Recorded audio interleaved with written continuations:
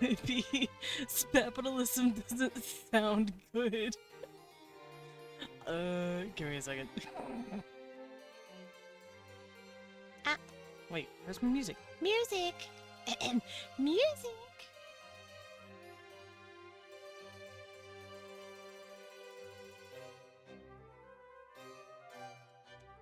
There we are. Hello, everyone. Happy Wednesday. Spapitalism. That sounds gross. Probably because it reminds me of another word that I probably shouldn't say. Anyway, Suo, congrats on first. I'm so proud of you. You did it. You came, you stood in front of the door. I opened it and you ran in for the first seat. Look at you. Here's your cup. It's got a number 1 on it, written crudely in a permanent marker. Uh, Dread.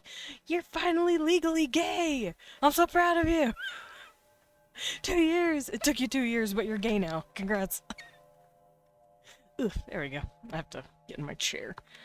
Oof, it's actually very cold today, so I am very bundled. I have my coat, as you can see, but I also have a little blanket right on my legs, just wrapped around me like a little bat.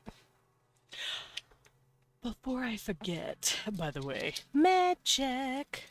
For those of you who need your pills, take your meds. Do it, or I will cry. You'll have a crying bat on your hands. I don't think you want that. Also, I'll be talking pretty low today because Leon did not get a lot of sleep last night.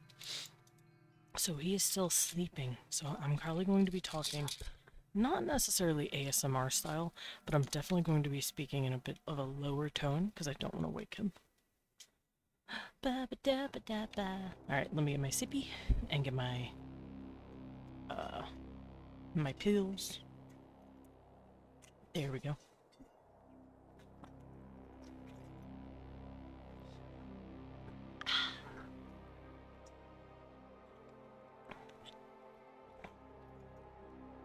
Alrighty. So, welcome in. It is Wednesday. That means it is World Building Wednesday, which means we're going to be working on aliens, but specifically we're going to be working on my, what is it called? My TTRPG. I've been calling it Eldrick, but because I've been focusing on it being both fittable to medieval as well as space, it's become a lot easier for me to separate it from the setting and be able to focus purely on the mechanics. So that's what I've been doing. I've been focusing purely on the mechanics. I worked on the character sheet. Oh wait, Dread, thank you for the 26 bits. I just saw that. I am blind. I'm blind as a... Anyway. But yeah, I've been working on that. So I'm going to continue going through that. We're going to go over everything real quick in like a 20, maybe 10, 20 minutes. And then we will continue on with the creatures that I've created. And I'm going to try and fit... What's it called? I'm going to try and come up with a few details for each of the creatures that people can use for their character sheet. So, what I mean is, let me pull it up real quick and I can go over this. Sheets. Sugar Skull, Thank you for the sip. I'm pulling up my Eldritch character sheet. thank you for the pad. Also, Sugar Skull, take your meds. Hey, I already took mine. I just took them. But I am gonna get a sip. But yeah, on the character sheet there is stuff for your species, your background, and your training. And I want to add... I want to start making skill trees for that, and I want to start making... what is it? Like feats. In D&D, I believe it's called feats. You took your vitamins. Excellent. It's when you get a certain stat or a certain ability because of something you've done. So that is what your background and training is going to give you. So I'm going to come up with a few backgrounds and training regimens to let people choose. So on the character sheet, you see name, level, and occupation. Those are all things that we're not going to worry about. Occupation is a title more than it is an actual, like, class or anything, because classes in my system do not exist as we know them. You will be building your own class, pretty much. So, for instance, you want to be an Eldritch Abominations trust fund kid or something. I'm just coming up with a random thing here. Let's pretend. Let's try and make a warlock or something. That's from D&D, but we're retrofitting it to Eldritch. You would probably want some sort of patron, which usually, if you're magically inclined, that comes from the void. That comes from the Eldritch. Oh. Shadow Wizard Minigang. We love casting spells. We do love casting spells in this house. Hi, wizards. Wizards? Yeah, I'm a wizard. I'm a wizard now. You're a wizard, Harry. I'm a what? Anyway. But, yeah, if you, for instance, want to try and make a warlock, you will choose a Shizzard moment. Yeah. You'll choose an eldritch creature. That's why it's called Eldritch. Fun fact. You choose an eldritch creature, a void god of some sort, that you've learned throughout your life, and then you take abilities based on that creature. So kind of like Warlock, pact. And let's say you're trying to become, like I said, a Eldritch Abomination Trust Fund baby. Your dad is literally Yogg-Sothoth. Let's just say that. Let's just pretend that. So now you have these really cool abilities where you can, like, open up, like, portals and stuff, and you can hop around. That is your magic, that is your patron, that is your backstory, stuff like that. Oh, Daddy! Let me open up the portals. Can I have more spells, please? Yeah. It has to be in, like, that really annoying, like, Daddy, can I please have more money? Like, you know what I'm talking about. You know what I'm talking about. Money, please. That, that annoying, rich girl voice. Y'all know what I'm talking about. There could also be the annoying rich boy voice. Daddy. It has to be a New England accent. Otherwise, it don't count. The girl has to sound like she's from California, the Valley Girl accent, and the son has to sound like he's New England. I would like more incantations. But, yeah, you could make yourself an Eldritch Abomination Trust Fund baby. You gain powers because of your lineage. I think that's a sorcerer, actually, now that I'm thinking about it. That's a sorcerer. A warlock is just your patron. So if you were, let's say, once again, you're born of this eldritch creature, and you could just go to your mom or dad and be like, Can I have more spells? like, you're trying to communicate, you call them up on the phone every couple of levels and be like, I want spells. and it'd be really funny, but yeah, that's kind of how I picture it. So your occupation would be whatever the fuck you want to call it. That is kind of like your name, where it has some sort of significance, but you choose what it is. Your species is obviously your species, and your background, like I said, in this instance, you are a trust fund baby. Eldritch Edition. Now, your training is what you have learned to do throughout your life so far.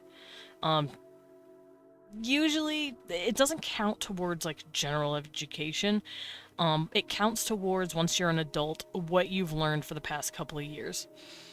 Or however old you are, whatever you've learned in the last couple of years.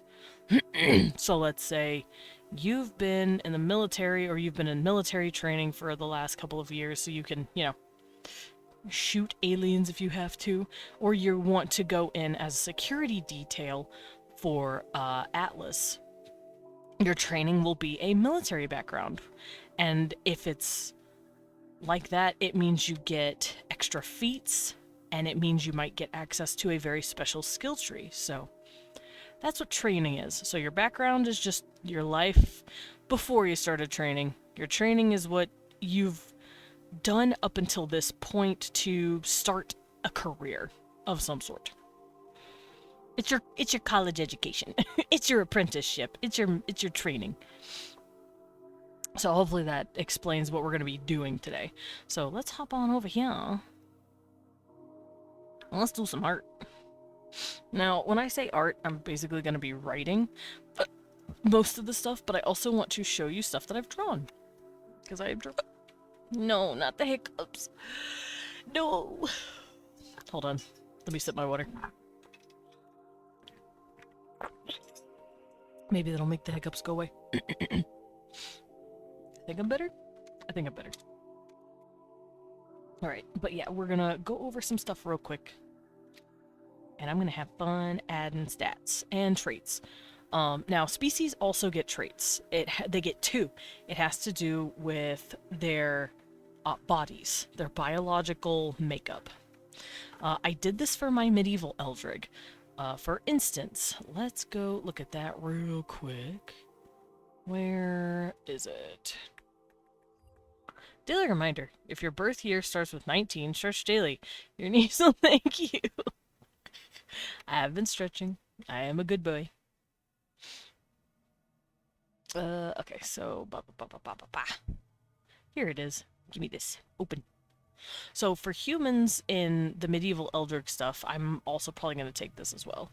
But it says you're the jack of all trades. As a human, you get an extra ability to your ability scores of your choice. And you also have something called innovative. As a man, you may choose a skill to be proficient in. I'm going to change this, actually, now that I'm reading this. I want humans to have a bit more to them than that. But those are the two stats that the humans get by default. But that will be changing. May have started scribbling your dragon character idea when he's all scarred for battle. Let's settle down to dad's dad is cute. I have been thinking about him, and I know a bit about him. He's baby. I've been just coming up with a bunch of dragon ideas, and this is Leon's fault because he made cool dragon creatures. I picture him being huge. I want him to have black hair though, like quills, not really hair. Anyway, I need to not talk about that, or I'm gonna go off on a tangent. I love him. I imagine him not found. Wow. Hi, Penguina might actually not new subscribe. I knew I'm dead. Think of the pet. The big pet. Hi, Kiwi. Don't mind me, I'm just angry. I'm being bullied. Oh yeah, there's a challenge going on right now, by the way. We love the mentally ill bat rants. Listen. I'm neurodivergent. You can't just say, hey dude, I'm thinking of this cool character that you came up with. I want to draw it, and then me go, I want to also do it. But yeah, no, I love him. I love my dad, my like father figure. Like I said, he's not even that old. I like to see him as like 27 years old, so he's pretty chill. But he's a war veteran. His last like 6 years have been just defending the border. So now he's just like, wow, I feel 50. Oh no! Oh no! Oh no! Okay, hold on. I will be right back. I have to find my fucking art glove. Hold on. Is it in my pocket?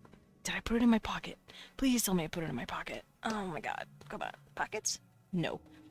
Shit. It's not on the floor. Cecil didn't fuck with it. I'll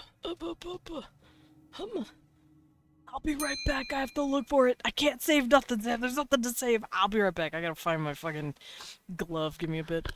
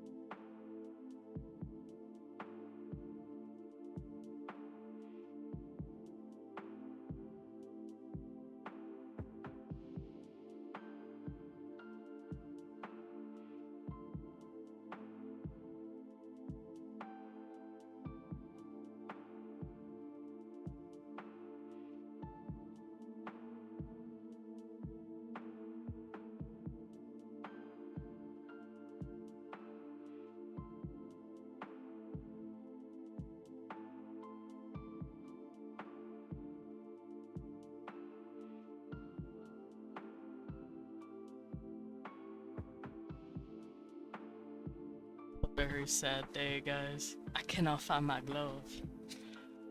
That's okay. I have more. But I was hoping not to pull them out. I have like 3 more. It's like my little glove that I put. Oh, I have 3 more gloves. Glovant. Yeah, it was glovant. It's okay. It's like I said, I got like 3 more, but still, I was hoping it wouldn't have to come to this. Alright, I got a glove. I got a spare glove. There we go. Oh, it's gonna be real tight on my little hand. Yummy glove. Don't eat my glove. Oh, oh, oh. Oh, this thing's nice. It's brand new, so it's like, oh, it feels so nice on my fingers. Oh, maybe that's a good thing. Maybe it's a good thing I lost my glove, because now I can have a new one. Alrighty, I am back, and we're going to work. So, I'm going to show you guys what I made first, because I would love to show you guys these cute little creatures I've drawn. So, for Eldritch in Space, Space Edition, I guess is a better way to put it, I have a lot more races. And that's because for some reason... Did you save? There's nothing to save them! There's nothing to save! I saved my glove. Does that work? But, yeah, in my, medieval Eldritch campaign, it's a little hard for me to, like, justify, I guess, creating a fuck ton of races for one world. And fair for this one. Yeah. I'll save, don't worry. So I only made like 9? Maybe? 1, 2, 3, 6, 7, 8. Yes, I made 9. And even then, I was staring at a couple going, maybe I should remove this one, or maybe I should change this one. Like, it's bad. It gets bad for me when I make, like, more than 4 or 5 races for a medieval setting. And I don't know why. I think it's because I'm always focused more on the medieval aspect of humanity and humanoid creatures. So when there's like too many non-humanoid looking creatures, my brain wants to implode. So in the original Eldritch, I have my humans, my elves, my dwarves, and then I have satyr looking creatures, which I'm starting to consider not having. That's how bad it is. And then, of course, my underlings. And then I have something called the New World races, which are the Shayani, these 4-armed beings, the Skarma, which are cats, the Gobel, which are the cute little goblins, and the Krumdal, which are like orcs, kind of, but more like... but non-humanoid is fun. Oh, I know it is! But with medieval worlds, I don't know why. I just can't fucking justify, like, making creatures that are non-human. And it bugs me. It bugs me that I do this. I don't know why I do this, but I'm like, oh, I can't justify it. I'm like, what? So, what I'm going to be doing is letting the Eldritch medieval version just sit and chill. Hi, Ducky. And I'm going to be taking creatures that I have created in their own instances and basically been like, oh, I love these things. They're really cool. Like, for instance, my orcs, my ogres. And then I'll let that kind of soften me up, hopefully, towards making certain races on Eldritch proper. Because it's just one planet, but in space Eldritch, there's hundreds of planets that have life on it. And that's what I've focused on. So these are humans. They are mostly clustered around Earth, but there are colonies. Planet of Slimes. There could be a planet of Slimes. Finally got rid of that table. Yeetus, deletus. Goodbye, table! But yeah, there are humans on Eldritch in space. They are mostly consisted of Earth, but there are a fuck ton of colonies nowadays that came from Earth, and there's also a few colonies pre-Space Age Earth, aka a couple of aliens like from a few thousand years ago. And now I'm imagining your Lich character interacting with the dragon. Hell yeah. I might make the Lich character a Vandal Dosi. I know Lillian's planning on something like that, and I'm like, I want to coordinate, so...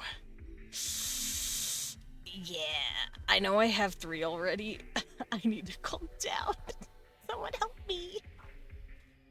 Granted, some of my characters are there for combat, some of them are there for just pure roleplay. Oh, okay. I thought my cat was on my chair. He was not. But yeah, there are colonies of humans that have been around on other planets for thousands of years. And that's because some aliens have actually come down to Earth and been like, dude, these talking pink monkeys are really cool. And then they pluck them up and fly off with them. And then one setting I played, the humans mostly lived in the evil empire. Ooh.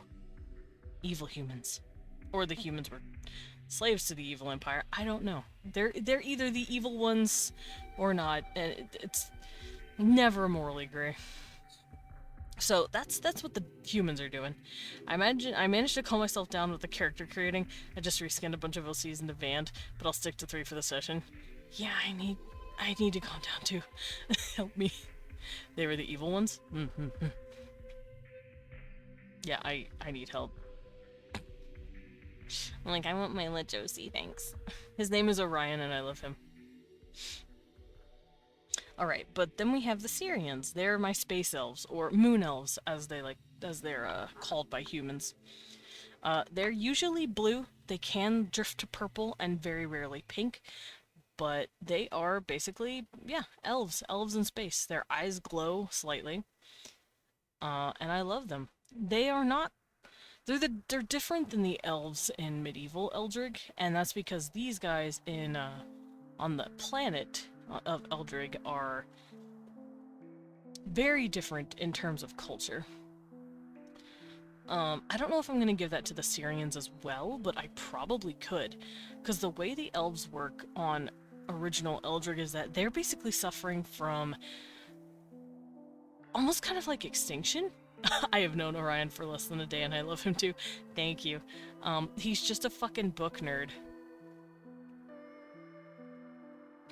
Hi, Renenda. Welcome in and thank you for the tea. Oh, he ran away. I tried to drink it. Why'd you attach a balloon to it? Thank you for the pet. But yeah, it says here, preservation is key for most elves. Their cultures are being solidified sometimes in literal stone and metal as they use tablets to record most of their important information. Basically, these guys are on the brink of extinction and they're trying really good. Genetic bottlenecking combined with low birth rates. A little bit of column A, a little bit of column B, yeah. So I'm thinking of possibly doing that with the Syrians. And there could be some sort of... This would explain why Syrians are on Earth right now, because Syrians are actually quite abundant on Earth now. But in the grand scheme of like other species, they're very rare. And yes, it does have to do with genetic bullshit happening. So these guys are probably going through breeding programs with humans to make sure they don't die out. Which is what happened in the original Eldrig. Where is it? Yeah, elves are dwindling in numbers, most comprised of half-elves in their culture nowadays, but have started to slowly see an upsurgence of purebred elves, something they have seen as a blessing. So basically, they do basically what they were doing with the lion and the tiger. They crossbreed and make the liger, and then later, they breed them back into a more purebred status a couple of generations later. But they do this, like, crossbreeding program to make sure that the genes, you know, survive. So I think that's what the Syrians are doing with the humans, which is why they're there. So they're there out of desperation to survive as a species. Now, that doesn't mean they're not in colonies in other areas, but compared to other species out there, like think about how many humans are on Earth right now. There's like 8 billion of us. I would like to think there are, at least in this setting, it's been 300 years. I want to say there's a good 50 billion or so humans living throughout the universe, and just like in our area alone, throughout the arm, where aliens have taken them for whatever reason, there's probably a few billion more from just that. These guys, however, are teetering on just a few million. How is it humans are genetically compatible with the Syrians? In my story, everything is compatible with everything. There have been genetic programs that have been cross-pollinating throughout the cosmos for quite literally upwards of almost a million years, thanks to other extraterrestrial beings fucking with people's DNA. So they can all pretty much, yes, panspermia, they can pretty much just cross-pollinate with everyone. So there's half-breeds for everything. But that's my explanation. Biologically, do I know that humans can't have kids with anything other than a human? Maybe a Neanderthal if they were still alive. Yes, but in here, it doesn't matter as much because of genetic manipulation that's been happening for upwards of a million years. Everything has some sort of human DNA, and humans have some sort of everything DNA. So, yeah. Panspermia, definitely. So yeah, the Syrians are using humans to make sure that they don't go extinct. Because I do like to think, like I said, 9 billion on the planet, 50 to 60 billion out in the solar system. Hi, Father. Oh god, everything is fucking going. I hope this reaches you well. I've been doing great, and I've passed all of my college classes with B's and A's. I can code now. I will code you. Oh no. Would all the races be compatible through natural conception or through test tube development or a combo? I feel like it depends on the creature. For the most part, they probably could be compatible through natural conception, although I feel like some might have to take fertility supplements or maybe do some sort of genetic finagling before, you know, maybe like a, what is it called? In vitro, I think it's called? So there's probably some sort of different things. Modern humans were genetically compatible with Neanderthals and Cro-Magnon. Yeah, that's what I said. It's really fucking cool. In vivo. That's actually a really good game. In vivo is a good game. In vitro is a test tube. Oh. Yeah, whenever you, like, take the egg, you fertilize it, make sure it's fertilized, and then you put it back in the womb. That's what I'm referring to. Yeah. Oof. So, for your question, Sugar Skull, it just depends on the species. In vivo is natural conception. La la la, I'm not listening. I'm baby. I don't need to hear this. La la la.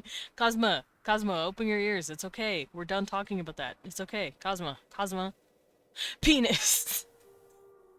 Anyway. But that's what the Syrians, I think, will have going on. So I'm gonna take notes real quick, make sure I get everything right. Human. I want the humans to just be the pioneering cockroaches of the universe. Oof. 10-foot long prehensile dragon penis. Exactly. Cosma. Me leans real close to the mic. Penis.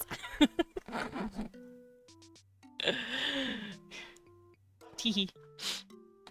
Alright, so we're gonna take some notes real quick so I can keep what I'm saying fresh in my brain. Human. Cockroaches of the universe. I'm saying that in a good way, by the way. Hold on, I'll fix that. I'll say galaxy. All of this is galactic, not universal. Hi. It me. A bat. Eek eek. Oh, I can do this. See, I came at a perfect time. Hello, da-na-na-ni. Why? Because I'm talking about penises? Or because I'm I'm doing World Building Wednesday about my Space Eldritch stuff. So, humans, cockroaches of the galaxy, of the galactic arm. I'll say galactic arm, that sounds better. Galaxy's still too big. But the galactic arm sounds a little smaller. Technically, humans are Spaceorcs mixed with the Cthulhu. Yeah, pretty much. So, the way I'm running my humans is, you're the cockroach of the universe. You can go anywhere and you can manage to get anywhere. With the power of pure raw determination. Humans are basically just willpower incarnate. Humans will pack bond with anything, so that means their spaceships will be full of aliens, robots, rocks with googly eyes. And let's see, we pack bond with everything and anything. Anything and everything. And I want them to be the little crackhead, like, engineers. So, what I mean by the crackhead engineers...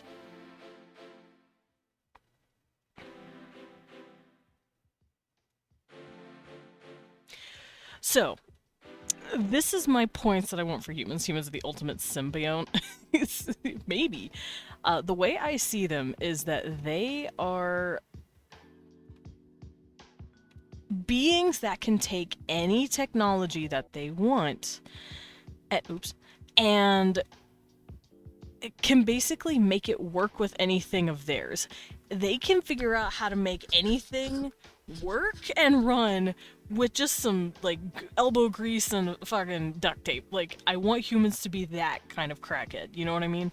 We're the universe's crazy-ass uncle that comes in, sees your gun isn't working, your pulse rifle or whatever, figure out how to fix it, make it better, and then walk out with, like, no understanding of your original technology. But because we're that crackheaded enough and that innovative is the word. I want innovative and adaptive. We are innovative and adaptive.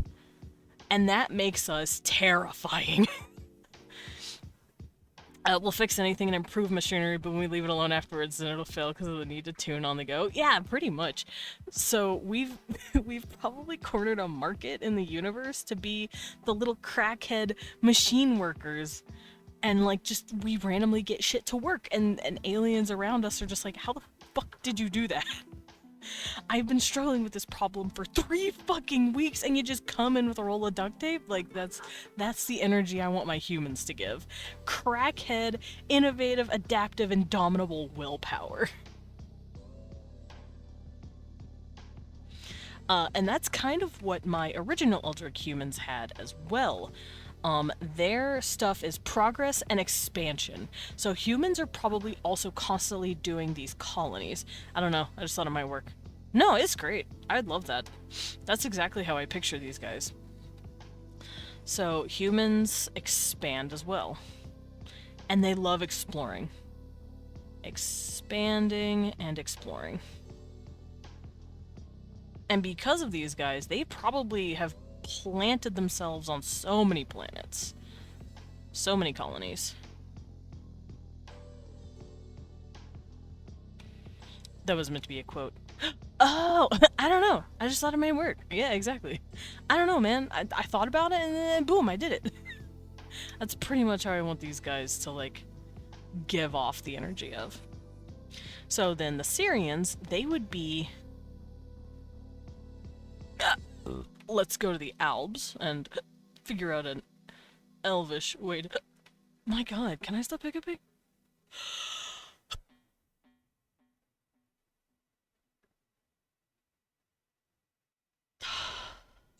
Okay, am I good? I held my breath. Am I good? I think I'm good. So, Syrians, they are basically trying to preserve themselves.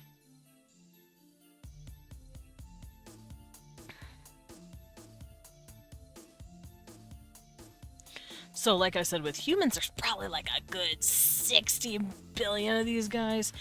With the Syrians, there's only a few million now.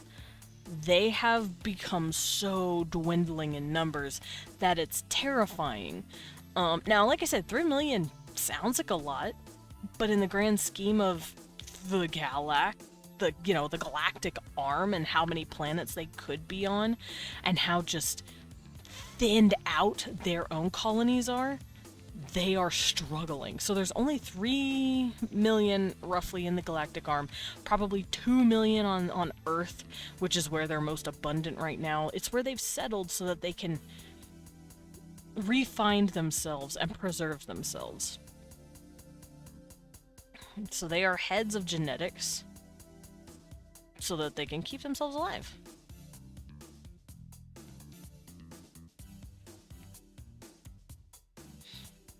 They take part in breeding programs and genetic programs.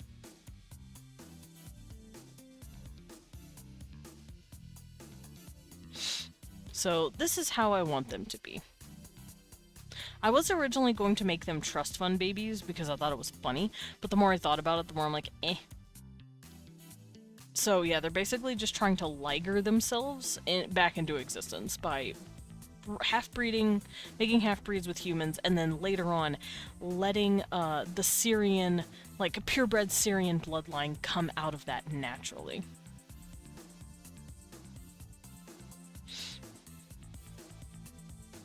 So, genetic wonders, preservation, survival. That's what I want these guys to be dealing with. So I'm gonna make little lists like this for each creature that I grab. I put Dadurgen in Durgan, not dragon. I want to see dragon. I will go peek at dragon. Did you put it in the cave? No. Where'd you put dragon?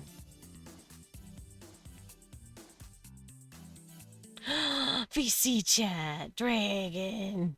I love the banker. Oh, you made him into a banker. Cute.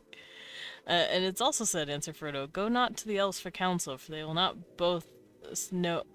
They will say both no and yes. Is it indeed, laughed Gildor? Elves seldom give unguarded advice, for advice is a dangerous gift. This is true. Even from the wise to the wise, and all courses may run ill. But what would you? You have not told me all concerning yourself, and how then shall I choose better than you? Should I read Lord of the Rings on on stream? That'd be fun. That would actually probably be boring as hell. But Sugar Skull, thank you so much for the picture. Thank you. Also, you made him left-handed! This is good. I wanted him to be lefty. Thank you. Oh, fun fact, Dravosh is left-handed. Dravosh. My flame ogre. He's a lefty. Now I'm imagining Orion as a crackhead that keeps taking out loans in order to find my spellbooks. It's like, listen, the first 5 wasn't enough. I'm Dragon Dad. Excellent. Yeah, I want my dragon father figure to be like I said, 27, but he feels 50. He acts and feels 50. And he sincerely likes dad jokes. Thank you for the hug to Leon Renata. Leon should be in sleepy bed. Baby boy time so far. Let me check. Aww. Yeah, we want some bib. But I know Baker, I information broker. The concept's still there. But, yeah. Weewan is eeping at the moment. So, I'm not gonna bug him. He hibernating. He hibernate. So I'm going to try and keep my voice down. I keep forgetting. Keep forgetting to be shh, so I don't wake him. Because he is a baby. I'm gonna get a little sip of my juice. Excellent. Everyone give Weewan the gentlest of sleepy pats. With jam on the side? Yeah. Alrighty. So, next on our list, now that I'm done coming up with the Syrians, they're struggling, trying not to become extinct. I'm gonna just put this here.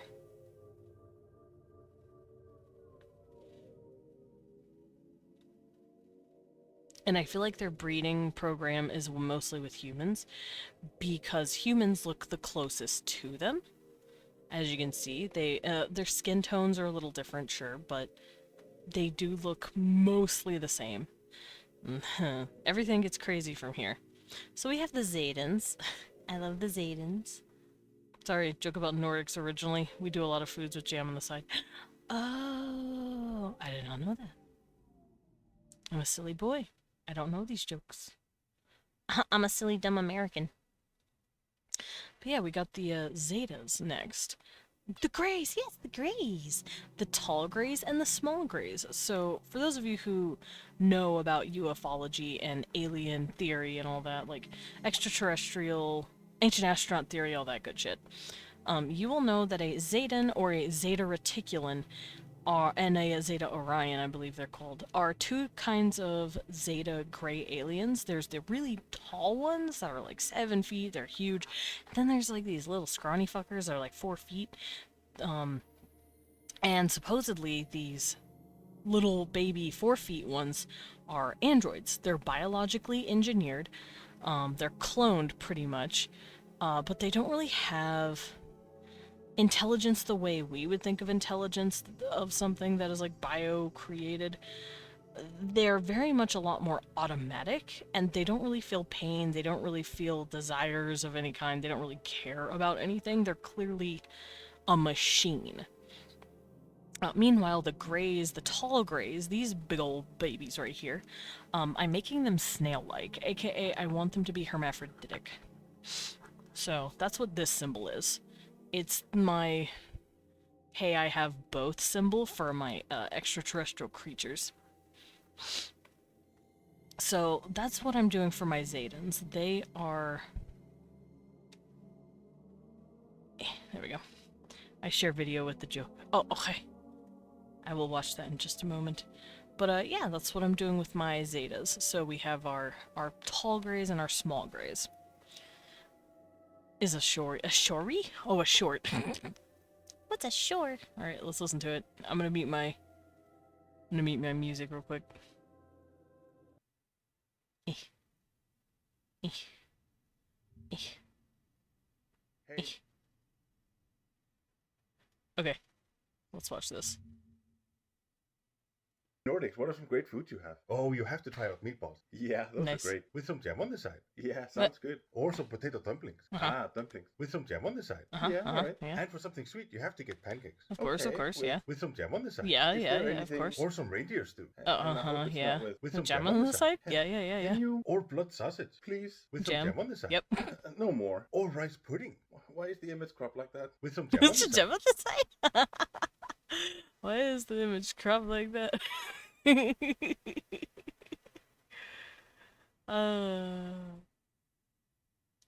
That sounds about right. With some jam on the side. It's true though. Do you guys just eat jam with everything? Because that's really funny. That's really cute. Yeah, my nose. Alright, I'm going to look up Zeta creatures real quick. Because I want each species to have some sort of motive. As you know, humans, their motive is basically innovate, expand, you have your willpower, go forth and be a menace to the galactic arm. Go forth, my chaos child, take this flamethrower. Meanwhile, the Syrians are like, oh my fucking god, we're dying at the speed of sound, we have to make sure we do not die at the speed of sound. What the fuck do we do? Right, genetic program, fuck it. So that's how I see them. Now, with the Zetans, what would be a good motive for these guys? I do know in the conspiracy world, Zetans are also known as the genetic creatures as well. So we're gonna go look at them and see what they do. I know they act on behalf of, like, some sort of... Oh, that was loud. There was a cop that flew by our house, and it was a very loud car. With a lot of things, like lingonberries go well with meat dishes, and especially game meats. Oh, okay. What? Oh, puppy, you're okay. I know, it's spooked. Cecil made a sweet little noise, a sweet little concern. Are you concerned? Cecil, what'd you do to make the cops come get you, huh? Are you doing illegal things? It's my cat. They're coming for him. He did something illegal. now he's upset because he knows they're coming for him. All right. Let's see. Zeta reticulans. I do know some of them are in line with more evil motherfuckers, such as the Alpha Draconians, but I don't remember exactly. Terrestrials who say they come from the star Zeta Reticuli, have humanoid body, yes, which means 2 torsos, 2 legs. Cecil, the most criminal cheese. He is criminal cheese. Don't mind me, I'm just reading up on my Zetas real quick.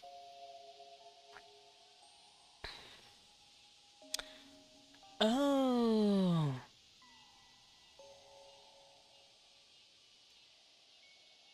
That's right. Okay, so I want these guys to have destroyed most of their planet.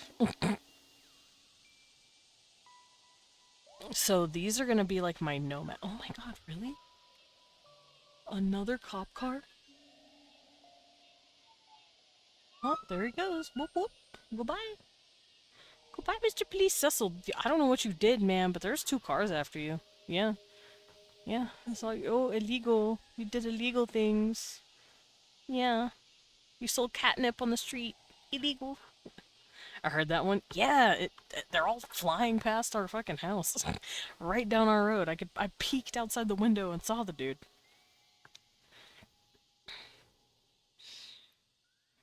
Let's see. So they destroyed their planet.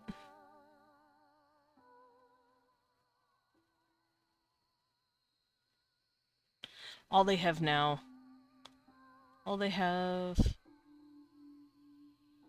is colonies and ships.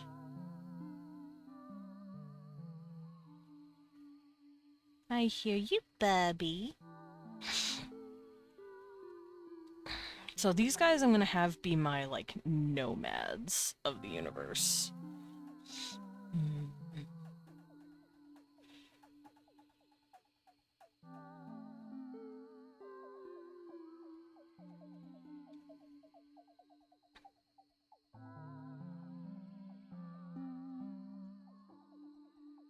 These guys are looking for a sense of home and community.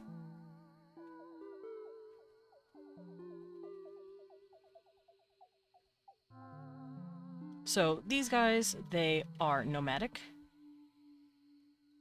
They don't really have wanderlust, but they're definitely, like, wander tired. The migrant fleet of the Zeden. Yeah, I feel like they're these fleets that just fly around all day. Also on this note that I read, I'm not going to be using this, but apparently,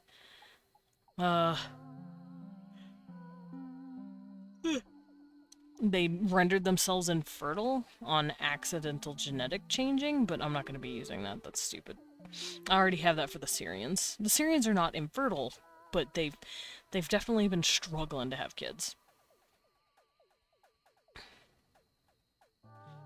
Let's see. I don't care about any of this. Alright, so I'm gonna get rid of this because I don't need it. And what you guys are hearing me do is just go over across the internet and read a couple of things on what people say about aliens. Ugh, hiccup. Ah, hiccup. Alright, let me look at the Orions. Yes. Regillians? The fuck is that? The fuck is a Regillian? Oh, it's Star Wars. Makes sense.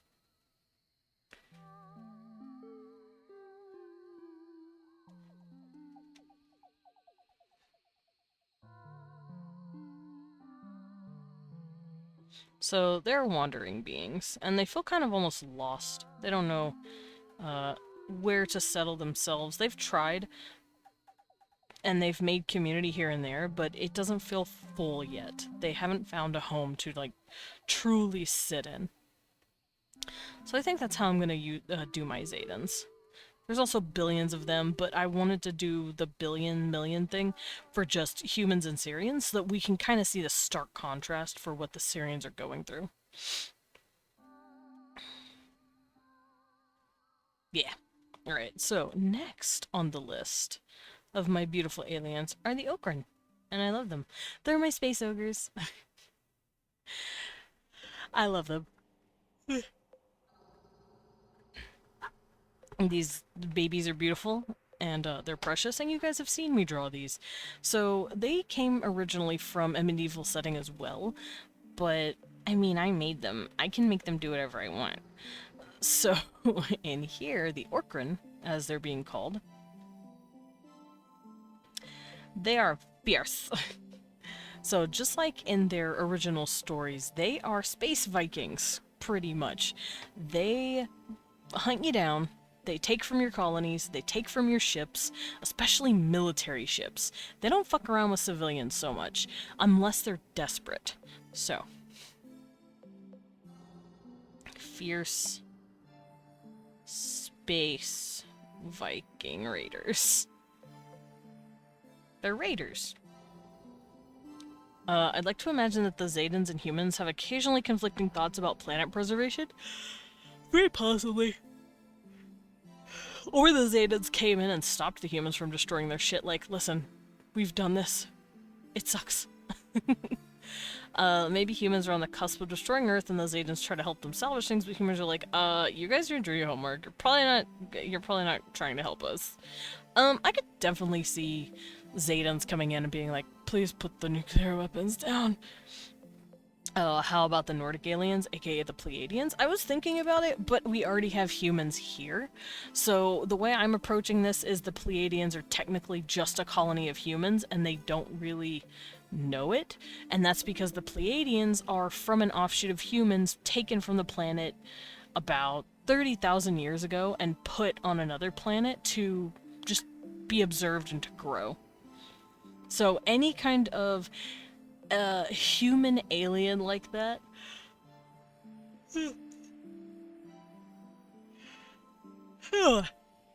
Like the Pleiadians, let me... Oh, fuck. I'm trying to find more alien, because there's more than that.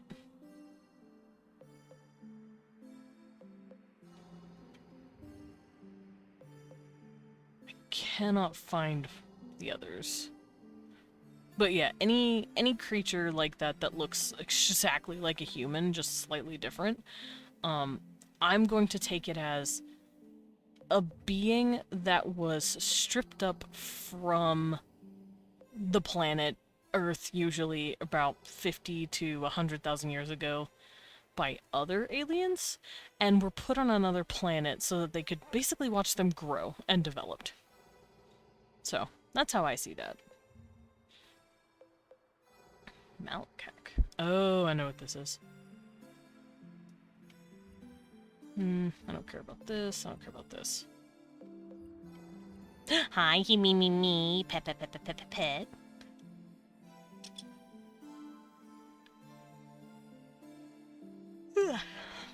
Meh. I'm trying to find other aliens that are, like, called humans, but I cannot find them.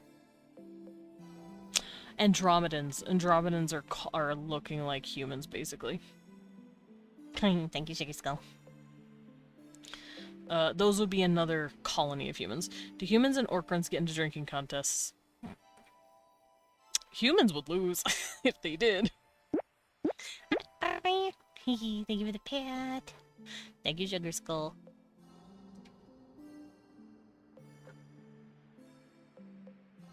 Let's see. Yeah, fierce space Viking warriors. So these guys sit in their little ships, and they just start raiding people. Oof. Now, the way I see their ships working, because this is how the flame ogres work on Pretzel. Okay. Let me set up my pen real quick and... Oh.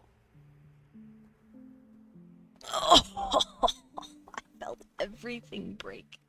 That was great. I popped my shoulder. I cracked all of my fingers. Oof. Oh. Okay, let me...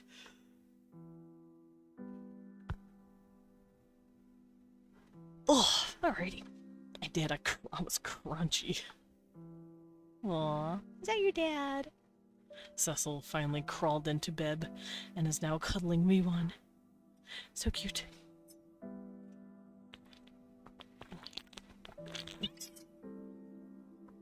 Oh. Kios! I will save. Thank you for telling me. I'll also save this one too. But yeah. Fierce Viking, you are not new. You can't even redeem it because someone else did. Alright, what else these guys do is they know how to get into your defenses.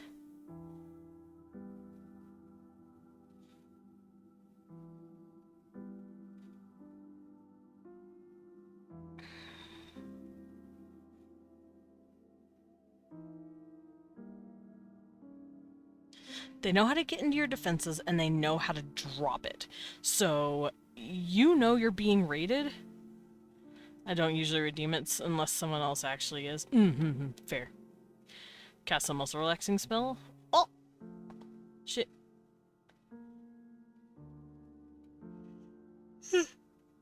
Sugar's a skull. Sugar doesn't have muscle to relax. Ah, fuck. Yep, ads. Ugh, have fun. Have fun for the next 3 minutes. Okay, I won't do anything too crazy. I'm just gonna come up with a few more ideas for my Orcrin, and then we'll discuss it. Ugh. So yeah, they're raiders. They've learned how to knock out your defenses, so if you are getting raided by an Orcrin ship, you won't know until they're already on you. Because they're fast.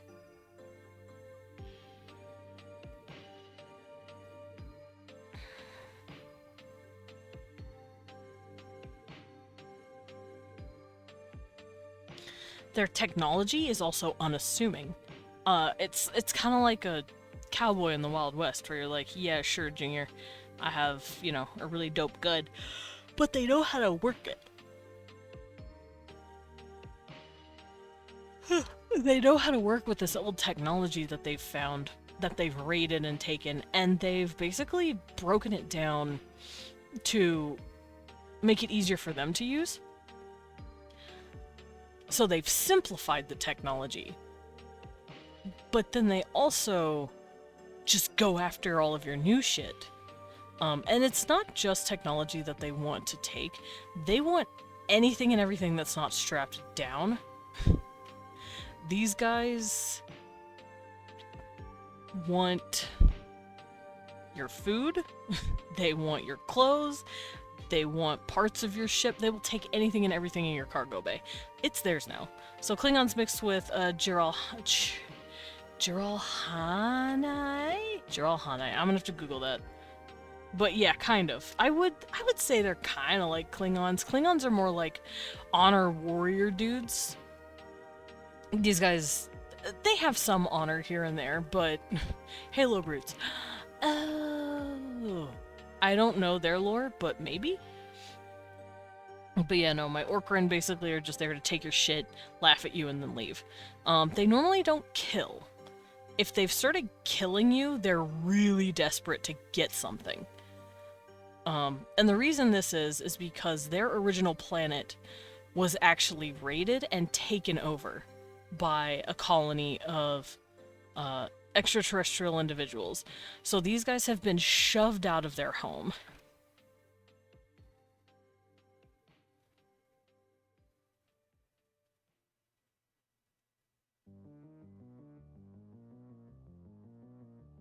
So these guys have learned how to adapt and even better their technology to ruin yours. They're not here. I ate at your candy, you're opening your computer. What the fuck now? Sorgi was hungry. Sorgi was hungry. But yeah, I want the Orcrins to be like, oh fuck, well, we lost our home. Guess we'll just make it the universe's problem. And they just start ruining the Galactic Arm. Now, they have a very... Return from Mad Hill. Welcome back, Himiko. I'm just trying to collect my thoughts for the Orcron here. The reason they lost their home a few hundred years ago was because of the Atlas corporation, basically. So whenever they see an Atlas symbol, they're like, ooh, we're coming after you. Hate relationship with Atlas Company.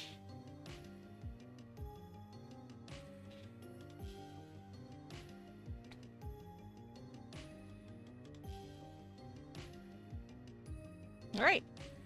So these guys are basically fierce. Vikings. Warriors. Raiders. And Lost Home, of course. So that's what these guys are going through.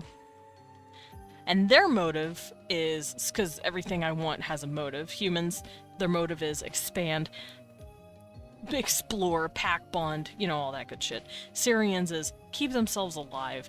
Zayden's is find a new home. Orkron is we lost our home, so we're making it your problem.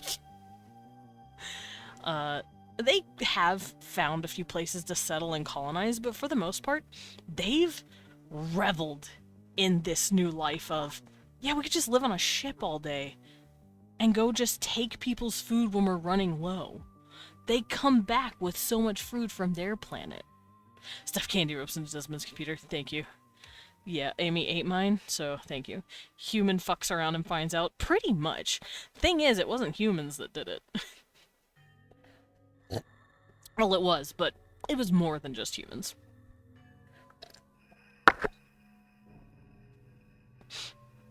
It was definitely the Atlas Corporation that helped. Because the Atlas Corporation is silly, and the Atlas Corporation is a combination of human and Syrian programs that happened. It was a bunch of genetic programs and then regular programs, and then it started expanding into this crazy conglomerate of bullshit. And it was originally called the Syrian Atlas Corporation.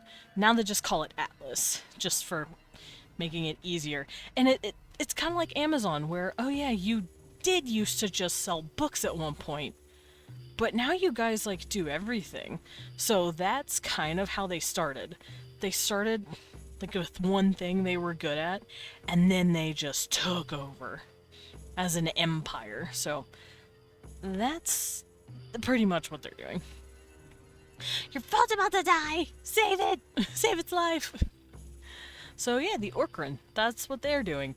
And I really do picture them as kind of like Viking space cowboys, where they just show up with old tech, shitty armor, but for some reason, the shitty tech and the shitty armor can get through your shit for some reason.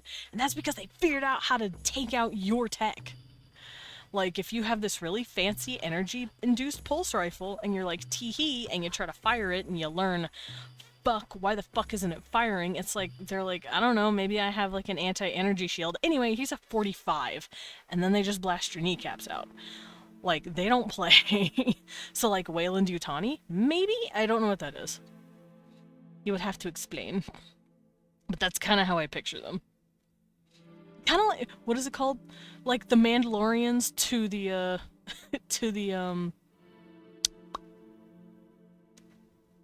Jedi. Where the Jedi can't fight Mandalorians because the Mandalorians use, like, a specific kind of metal or something that they can't force pull or some shit. I don't remember what the detail is exactly, but that's kind of how I picture them. Where they're just like, yeah, I can get through your shit no matter what, because I've learned your defenses, I've learned your weaknesses. And now I'm going to use old tech that doesn't have that. Wayland Yutani is the company from the Alien movies. Oh, I didn't know that. Oh, yeah. Okay, Wayland. No, I get it now. Okay, yeah. Kind of? I'm basing them more off of Amazon. But yeah, I could definitely see it. It basically just corporation, maybe not evil, but definitely doesn't have your interest in mind kind of conglomeration. Which is just any and all corporations on Earth. So, yeah, no. Standard capitalism corporation. Yeah. And I have not heard of the Packlets from Star Trek, or if I have, I cannot remember them. Let me look them up. Oh, I remember these guys. They were only on for, like, 2 episodes. So I didn't really register them. They look so dumb. I forgot they look stupid. Ow. Eh.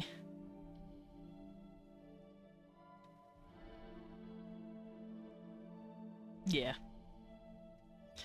But yeah, that's how I see the orc run. They're great. They're also charming. I want them to be kind of charming. The ogres, the flame ogres, which means the orcron, have this cultural thing where you needle each other for fun. Especially in like a military setting, you fuck with each other. You try to get at each other's weaknesses, just like you do with your opponent's, you know, ships and weapons and gear.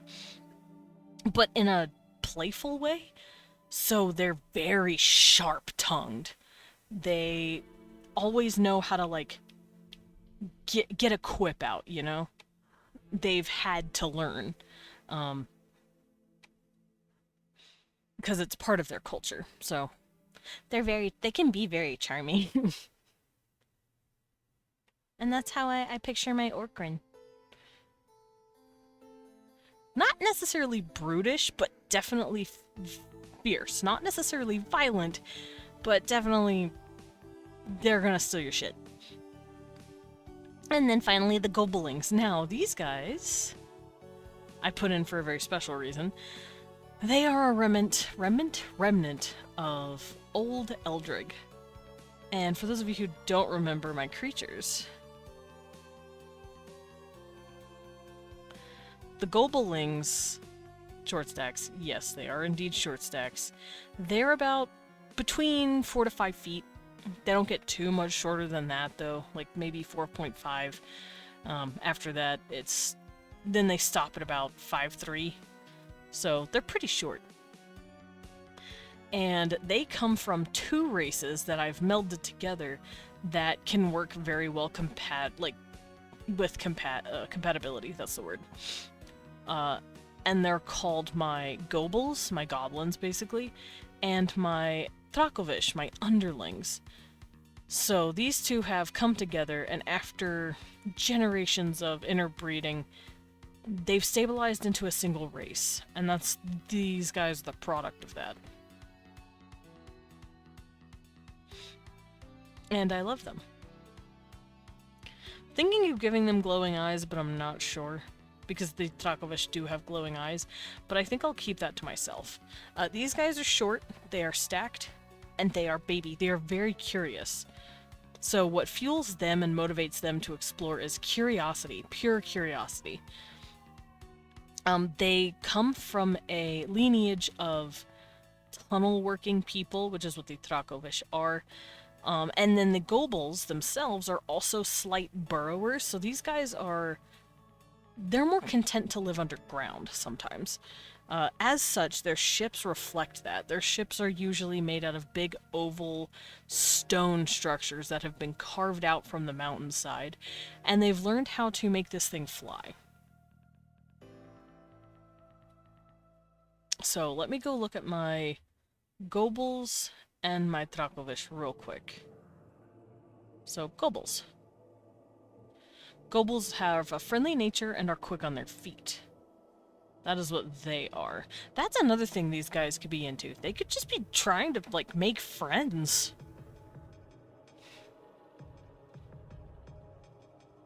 So they'd probably want to explore and research different species, because they are new to the scene.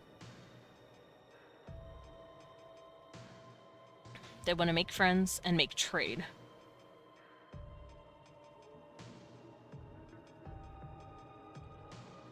Because they're from a place that is pretty isolated and like kind of tunnely, they don't really have a whole lot to them in terms of like these really cool exotic imports that they could get from other planets. So they would love to make trade. They're very tradey by nature. They're also very not monogenetic. What is it?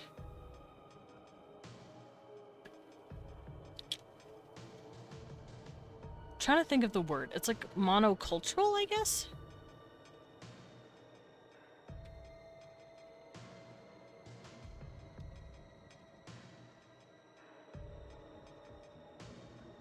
they like to keep their monogenetic, heterogenetic, no, like monocultural. They like to keep, it doesn't matter where they are, what they're doing, or like how far away they've separated themselves from their original culture, they still have that same exact culture. Language has not strayed far from itself. Language has stayed relatively the same, and that's because all mothers keep the traditions and the mannerisms, and they make sure it stays completely consistent.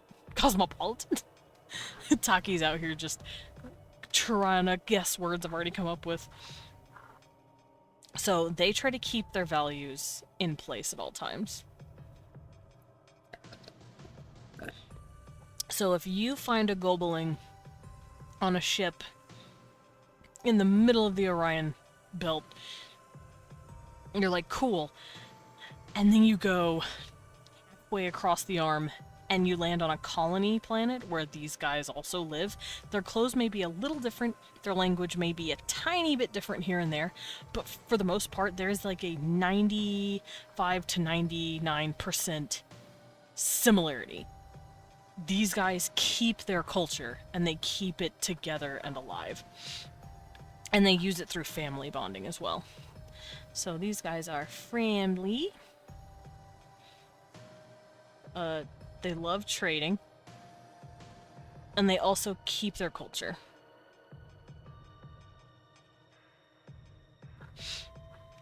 And that is kind of like how the Gobel work anyway. So with the underlings, they are connected intricately to spiders, but that feels more like an underling only thing. The Gobelings would not have this same connection with their giant spiders that the underlings used to have.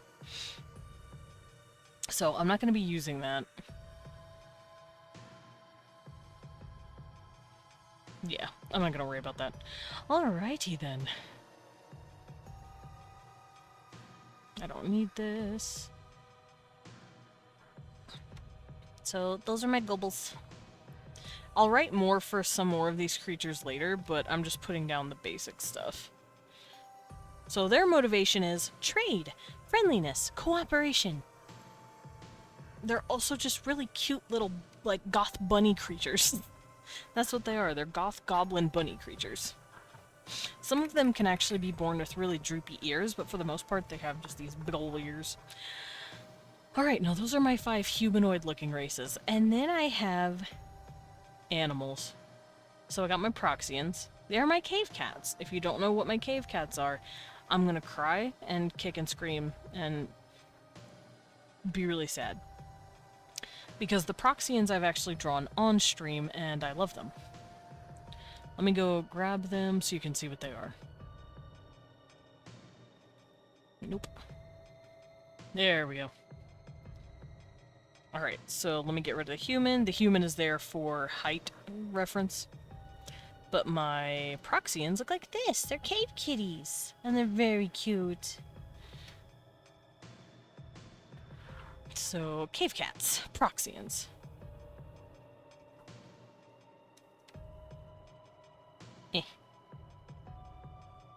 Boop. So, as you know, these guys are blind. They can't see physically.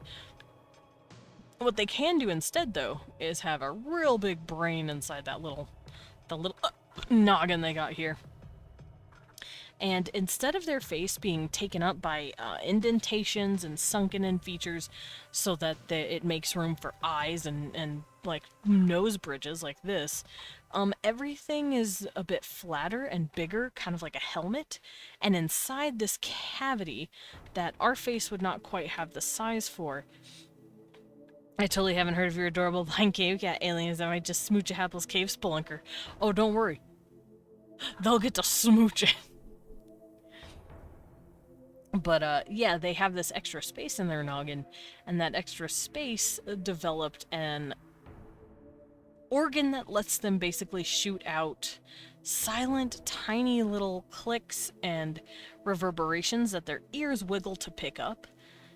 It's a sound that they don't cautiously hear, but their brain is able to process this sound and create images. So it's an echolocation that they have. Also, Smoochies. Kisses. There you go. Is that what you were referring to, Sugar? Smoochy smooches. Yeah, they'll smooch you.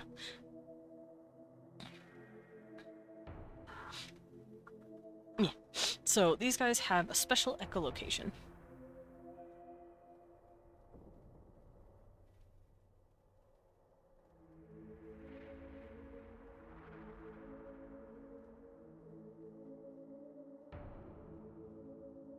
Now, these guys are not very good at piloting a spaceship, but if you're on a job or a mission that requires seeing in the complete darkness of some sort of building or cave, you'll want to bring a Proxian. You also want to have a Proxian with you if you are dealing with technology that renders something invisible.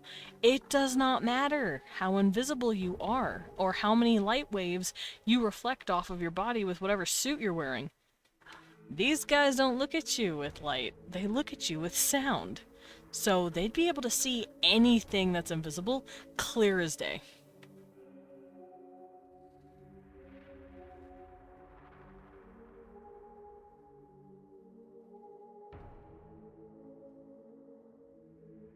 Now, that is to say, they are not... Their sight is not to be relied on when it comes to very far distances. They cannot shoot out their sound super far away. As long as it has a surface to bounce on past a certain point, they can see. Otherwise, they're fucked. If they're in a spaceship, for instance, and they're just sitting there, and you're flying through space, whatever, there's stars passing by, they can't see past that window. All they hear is the window glass whenever their echolocation hits it. They'll never be able to see outside of a spaceship that they're in. They'll understand that they're moving. They'll be able to feel that slightly. They'll understand that, you know, people around them will tell them, hey, we're going to a new location, but they'll never truly know what it looks like. And I kind of find that sad. But also, it just goes to show that echolocation both has its benefits and its weaknesses. So, what is their goal? I do know for a bit that they were actually being snatched up through space trafficking and used as either experiments for technology or for the nautiloid need for a pet, basically.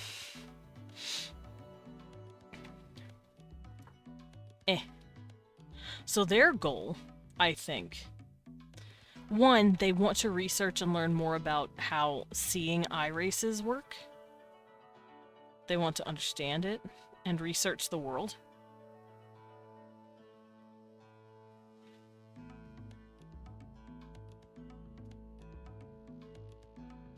They want to know the world that they can't see, basically. They want to research it. They also want to save their brothers from trafficking.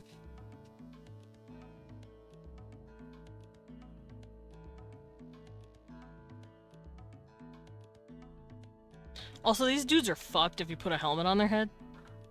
They'll just echolocate in the helmet, and they're like, oh, I can't see.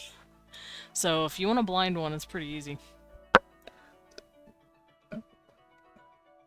Just cover their noggin with something that can bounce the sound. Cloth won't do it, but definitely something like made out of a plastic or a plexiglass or like a metal. That shit will blind them, basically. So these guys have been kidnapped in the past. So that would be why they're running around on Atlas. They're trying to basically just help their people. So, resilient in the dark.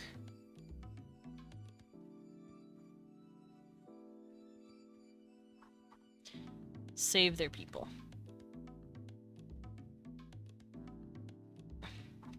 They can also use their echolocation to kind of like find each other too. So they've been using that to find, you know, their people. If they stomp on certain areas as well, their echolocation can't get to it, but they pick up on most, if not all, vibrations. So if you were to tap something that's hollow, they'd be able to kind of see the fuzziness of that hollow echoing, basically. So these guys are pretty good at finding secret compartments as well. So your Proxians are basically your infiltrators and your dark cave missions.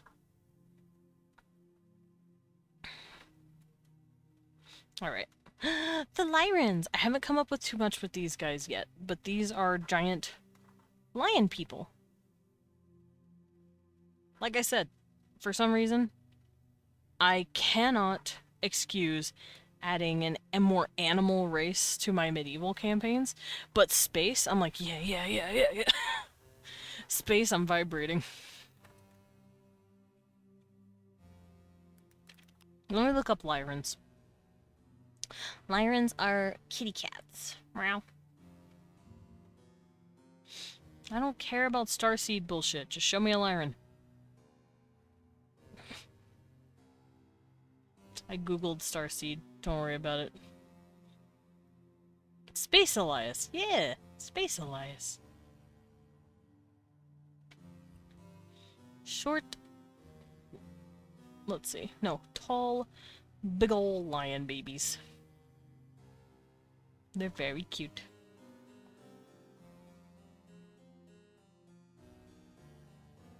Trying to find a good picture of these guys.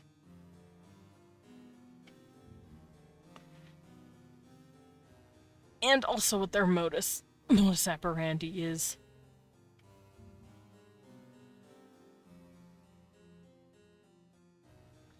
Because Lyrans are not really that well known, or I guess written about.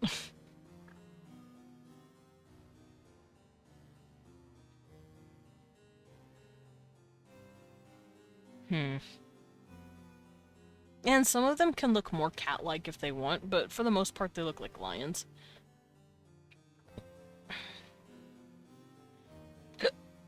Ow. Okay, Lawrence Cersei's, blah blah blah blah blah. Yes, I don't care about that. Yes, I know, I don't care about that either. The Lyrans are some of the oldest souls in the galaxy. Their knowledge is such you've contributed to Lemuria as well as the element on fire. What the fuck does that even mean? That's so stupid. Interested in helping Earth. Physical nature of the planet. Everything experiences through yeah, blah blah blah blah blah. I don't like any of this stuff that people are talking about the Lyrans. I don't care about this at all. I want something else. Basically what I'm doing is going through, like, people talking about the creatures. And, I would like to know how to go over this. They're ancient. Yeah, okay, so these dudes are just old as fuck. Old as balls is what I seem to be getting. One of the most ancient races.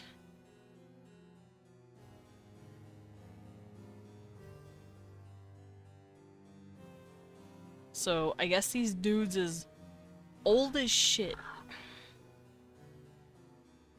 So, Lyrans. Old as fuck. Old as balls. Old money. Because every website I've gone to says, yeah, they're old as shit. So, while humans are like 200k, these guys could be like maybe a few million years old in terms of their race. Lemuria. Again, with Lemuria. Fourth dimensional. I don't care about that. It's not even. Well, I knew that. They're like, oh, they associate it with Leo, our zodiac sign, but it's not even close. I'm like, I don't care. Spunky. They're spunky?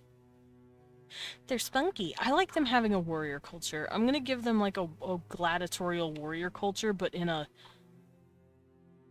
respectful way. They take honor and respect in being a fighter.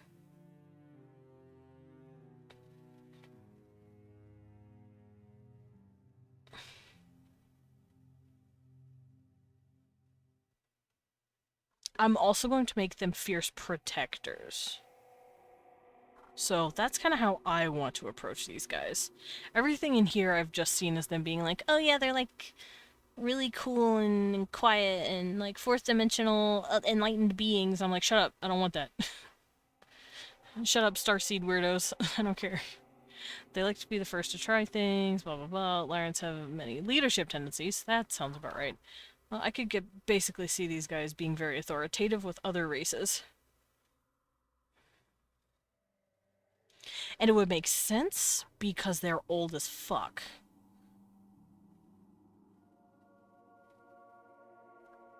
So these guys probably run a lot of really old programs.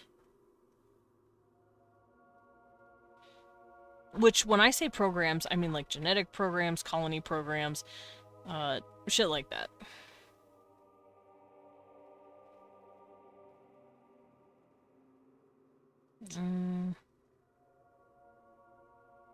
Also, all of these species that I'm writing out are neither good nor bad.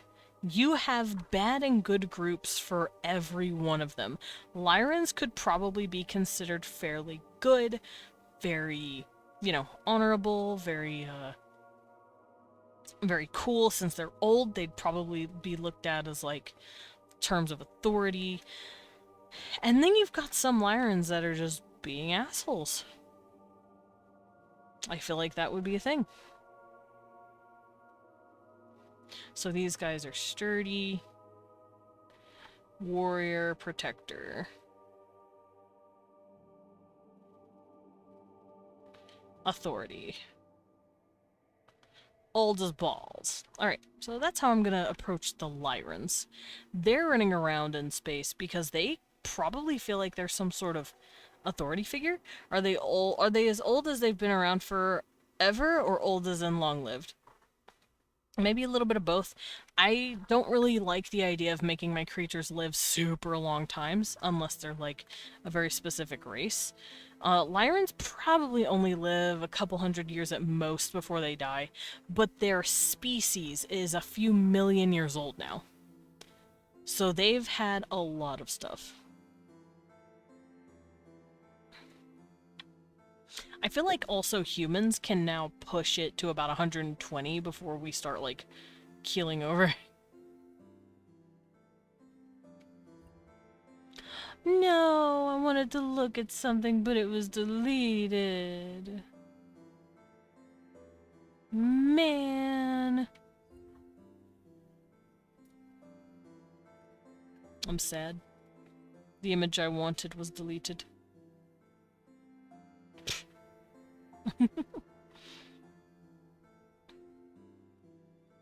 But yeah, I feel like these guys are a couple of million years old, in terms of species.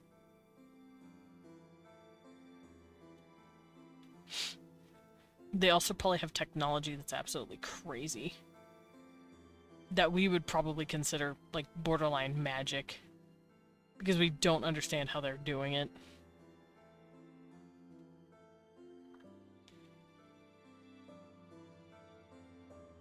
Okay.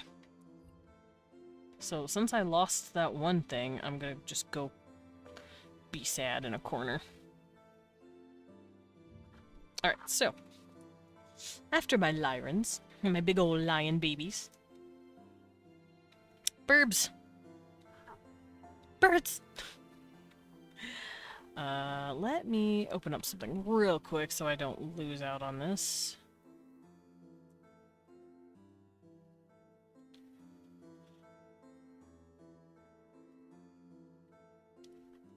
That's not it. There we go.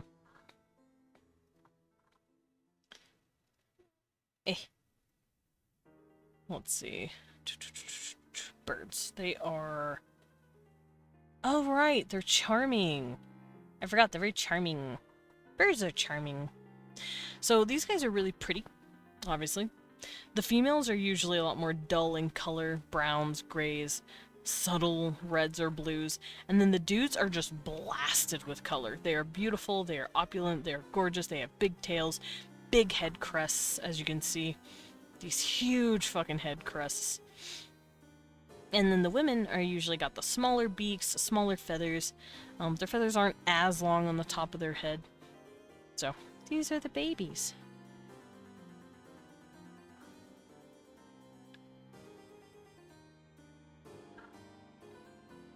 Now, let me go look up the avians.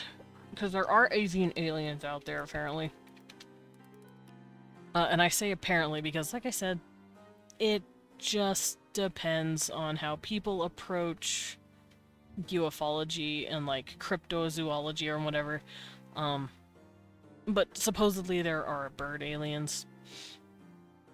Oh, these guys look crazy. He's pretty.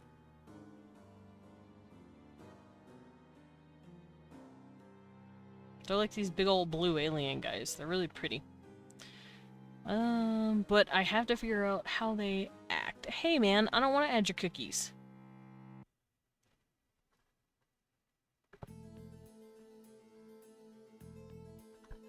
It keeps telling me it wants to add, make me accept cookies. Can I say no?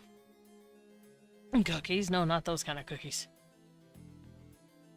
Okay, so this is a bad website. Avian humanoids are a common motif in myth, folklore, and popular fiction. The term avian usually refers to alleged alien species.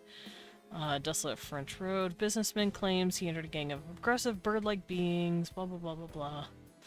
I like the idea of this dude just being mauled by alien birds. Because he pissed them off with his car. Oh, what the fuck is that?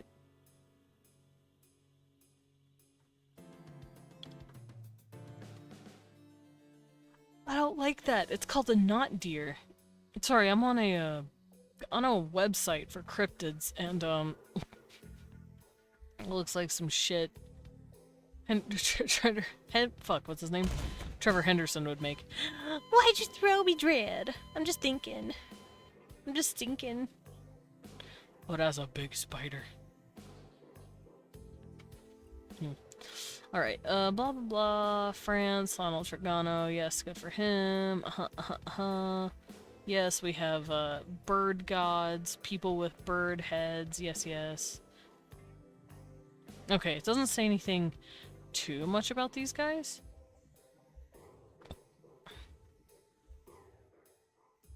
I just know they're pretty.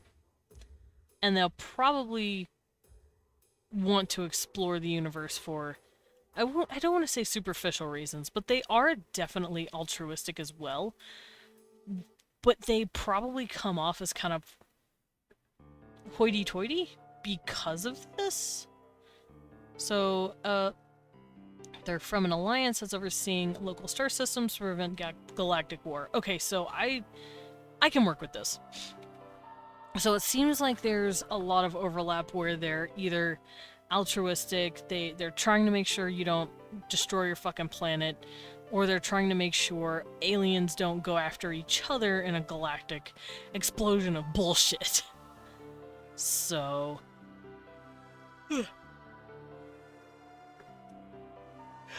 if the Lyrans are the bad cops, the avians are the good cops. So, I think I'm using the word altruistic correctly. Let me check.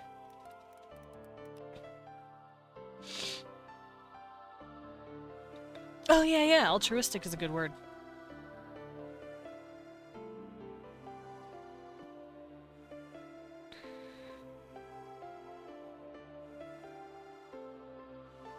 So they are also passive observers.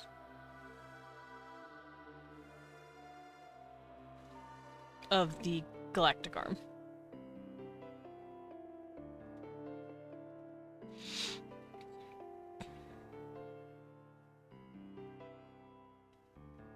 They're mediators between species to keep the peace.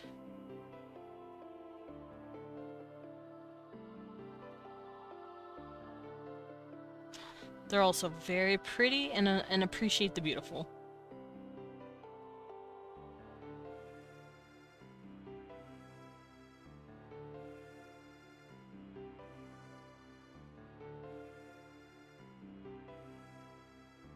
There we go. Alright, so these guys are mediators, helpers, altruistic. There we go. So that's how I see the avians. Very much, like I said, the good cop to the Lyrans. Asshole. Not really asshole, but definitely, like, authority dad. They're the wine mom to the Lyran authority dad. They're the, can we all just get along? I like that.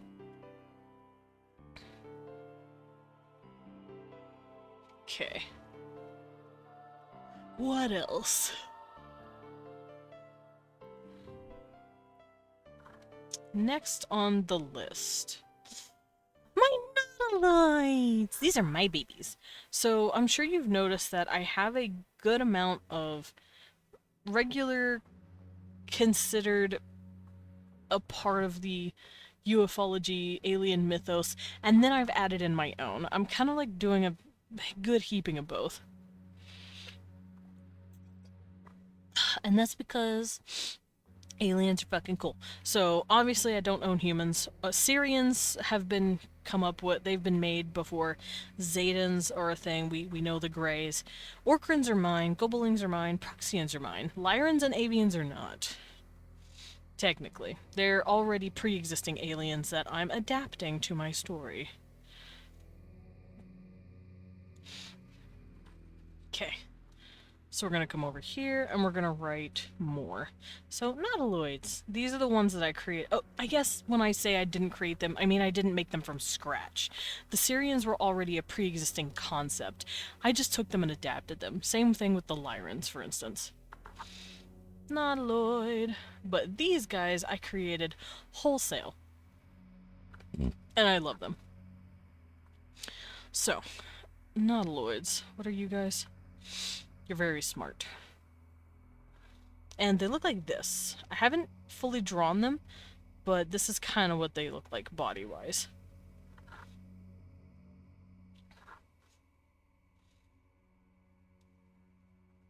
Hi, Pats. Welcome in. Everything's doing good. I'm doing good. I'm going over my different races for my Eldrigan Space campaign that I might make. I'm actually thinking of just making it a one-shot just to test the mechanics. But, yeah, we're going over my races real quick. Because I'm very curious about how you guys like them and how I can adapt them from my medieval setting. Hi, Albedo! Welcome in. Oh, yeah, watermelon juice. Whew. Alright, so, nautiloids. I want to join the one-shot. I will invite you if I ever do it.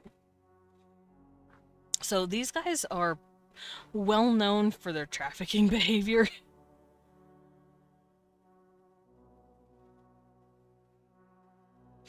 And yes, we're going to be talking about stuff like that. If you don't like that, I'm sorry, but that's part of the story of the universe.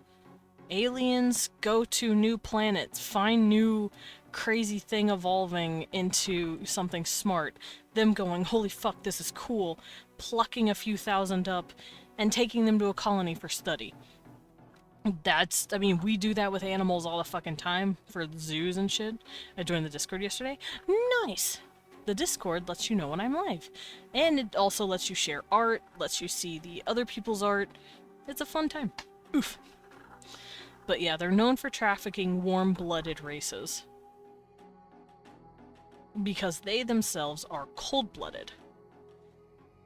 And the reason they've turned this into some sort of cultural thing that they do is because they are cold-blooded. They have started to find this sort of appreciation, I guess, for warm-blooded species. It's kind of like their own...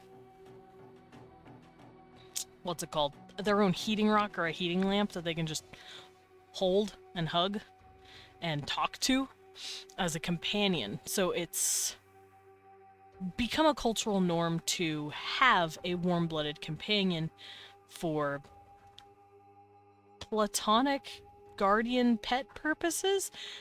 The best way to describe it. They're not necessarily mean about it, but it's certainly not cool. I am not condoning this behavior. I'm just explaining their reasoning. They think they're taking good care of their warm-blooded pets. I saw this share not safe for work, and let's just say I got understood. That's why it's there. You God. I like God a boner better. It's funnier. Yeah, no, we have spaces like that because we are an 18 plus server and community. In fact, I think my channel is labeled as 18 plus only, so. Hi, Vivian. How you doing? Hello, hello. So yeah, they are, regretfully, known for trafficking warm-blooded races. The younger generation, however, has bucked back against this.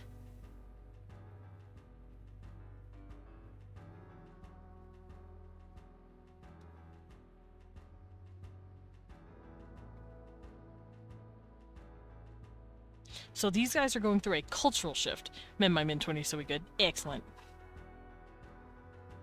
I am... How old am I? What did I turn a couple months ago? 33, that's right. I'm 33. I am an old man. In VTubing years, I'm dust. So they're in a cultural flux of clashing ideals.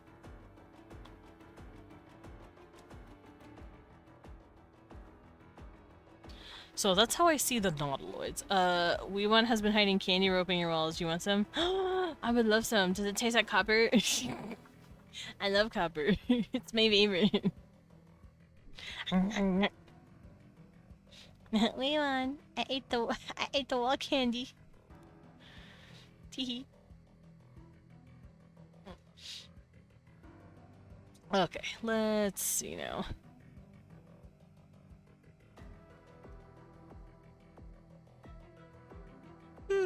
Ha. Well. I had a little yawn, sorry about that.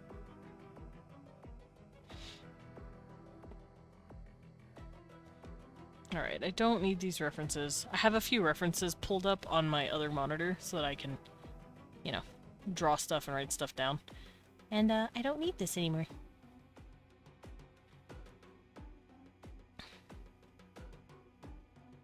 Ooh, I like this. Never mind. Hold on, let me open this. Hold on, I'm not done.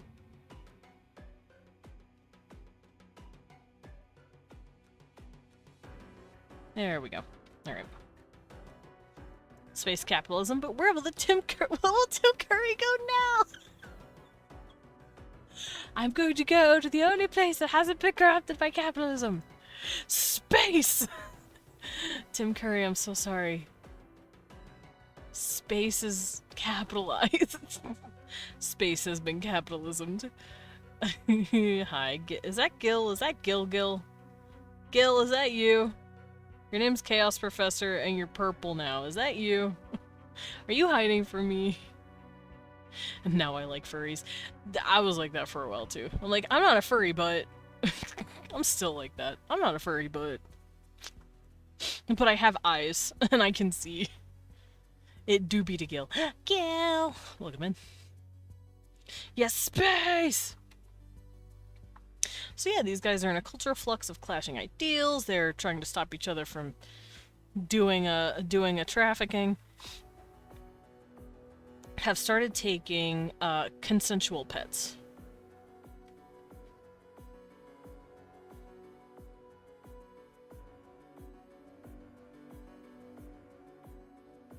And I know that sounds kinky, but I use the word pet in the most... I'm not a furry, but I'll call someone that's hot. Exactly. I'm escaping to the one place that hasn't been corrupted by capitalism. Space! I'm sorry, Amy. It's been corrupted.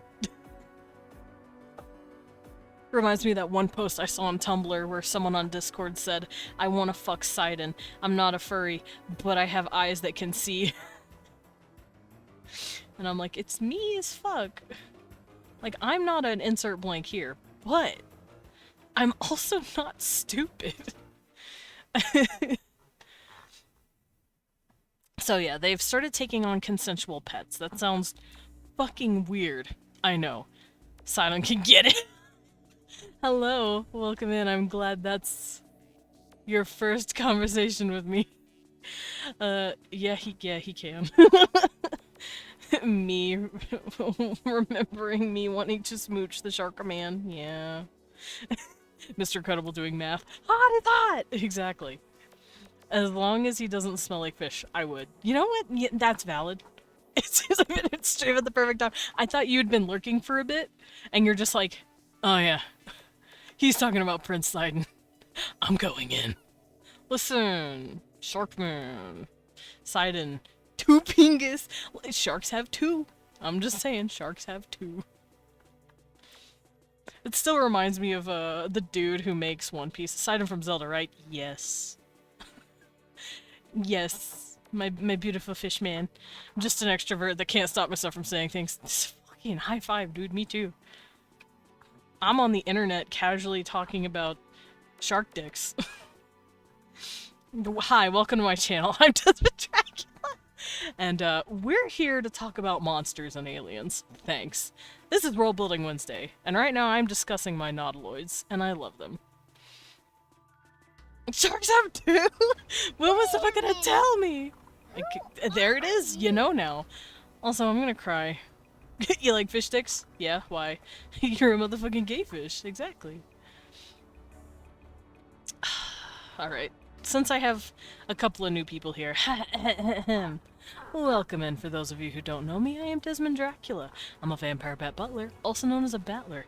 I go by he, him pronouns, and I like to draw as well as world build on Wednesdays. I also play a variety of games, from RPGs to roguelikes, and today, it is Wednesday, my dudes, so we're doing world building. Specifically, I am working on a custom TTRPG that I want to make.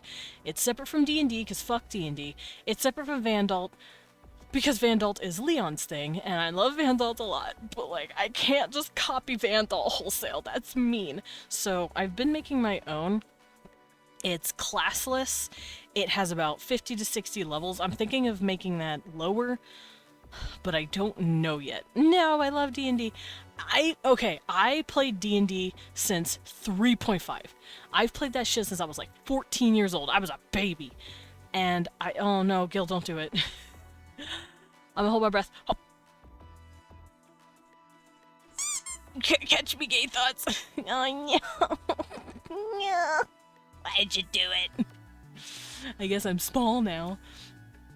But yeah, no, I've played D&D for 22, 23 years. I loved D&D for oh, that sounds about wrong, actually. How old am I? No, not 22 years. Roughly 20 years. I've played D&D. It breaks my heart to say fuck D&D, but fuck D&D. I refuse to touch 5.0 or 5e. I refuse to touch the updates that they've done because WotC fucking sucks. They suck now because Hasbro went and took them and then fucked them up. And I hate it. And I hate what they're doing. I hate it. And now Elon Musk is talking about buying it, so it's like, the game's fucking dead. I'll never forget it for all the memories that I've made from it. But, I'm gonna be honest, y'all. I haven't played D&D in over 5, 6 years now. And the TTRPG I play mainly is Vandalt. Oh, Vandalt's so good. Thank you, Taki. Giant burp. Burp. So, yeah. As much as I don't like saying it, I'm also okay with saying it. Fuck D&D in its current stage. What they need to do is stop being dumbasses, make a 6e, clean up everything. I never played D&D. Like I said, it's okay for what it was. For me, it's antiquated, that's the word. It just feels old. I'm glad that they moved away from 4e, because 4e sucked compared to 3.5. Meanwhile, I'm over here in LOZ 5e D&D. Hell yeah! Dude, Legend of Zelda's great. If I were to ever run a campaign, I think I'd be able to do it Legend of Zelda. Because, I may or may not be a giant fucking Zelda nerd. I love me the Zelda nerd. Ice Cold Coke is the best. 3.5 is my one true love of D&D. 3.5 was the best, in my opinion. 5e was a pretty good direction, but after a while, it just feels stale. it doesn't feel... I can tell it's old, if that makes sense. I can tell it was made in like 2011, 2012, because that's when we bought it in like the beta. Did you know there's a Breath of the Wild RPG? Ooh, I did not know that. I have talked about making my own at some point, like my own custom LOZ campaign. That'd be a lot of fun. Ugh. You know what breaks my heart? The Zonai were in Tears of the Kingdom, which means that's the only game I'm ever gonna see them. Because that's how the Twilight worked in Twilight Princess. I only saw the Twilight in Twilight Princess, which means Tears of the Kingdom, I'm not gonna get any more Zonai. The Zonai is probably one of my favorite races right now. They're so cool. Bingus of the Wingus, exactly. Lingus of Zingus, Bingus of the Wingus. I freaking love the Twilight. The Twilight are my favorite! And I can't see them anymore. I basically made my own budget Twilight. Oh, I don't have them here. Hold on. I will show off my budget Twilight for a world I made, because I fucking love the Twilight. Although these guys are like the Twilight if the Twilight came from the Underdark instead of another dimension. Here's their clothes. I'm gonna put their clothes up. And, nope. Oh, it's because I'm stupid. There they are, my beautiful babies. I love them. My little tunnel diggers, my little bubbies. My little goths. My D&D PC is a Twilight druid that likes to turn into a wolf. Cute! I named a lot of my gadgets with Twilight title, guess why? I wonder why, Taki. Please, please unravel this riddle and mystery for me. Ooh, watermelon juice. Alright, but yeah, these are my budget Twilight, I like to call them. Which, they are kind of in this campaign, but they're here as half Gobble creatures. Basically, they're just Midna imps. They're the Midna imp come to life as an entire species. Oh no, the gay Batman doesn't get to see his little ancient furries anymore. What does that mean? Oh, that's true. Yeah, no, I don't get to see my Zonai anymore. It's fucking heartbreaking. Most of the normies would think of the Stephanie Myers books. They're wrong as fuck. Midna imps? Yeah, they're all just Midna imps. Smash. Even the men. The women just have huge tits. And the men have fat asses. They're all imps. Granted, they're between 4 to 5 feet, so they're not as staunchy, but they're definitely short stacks. Alright, back on the nautiloids. Let's see. These guys would be considered juxtaposed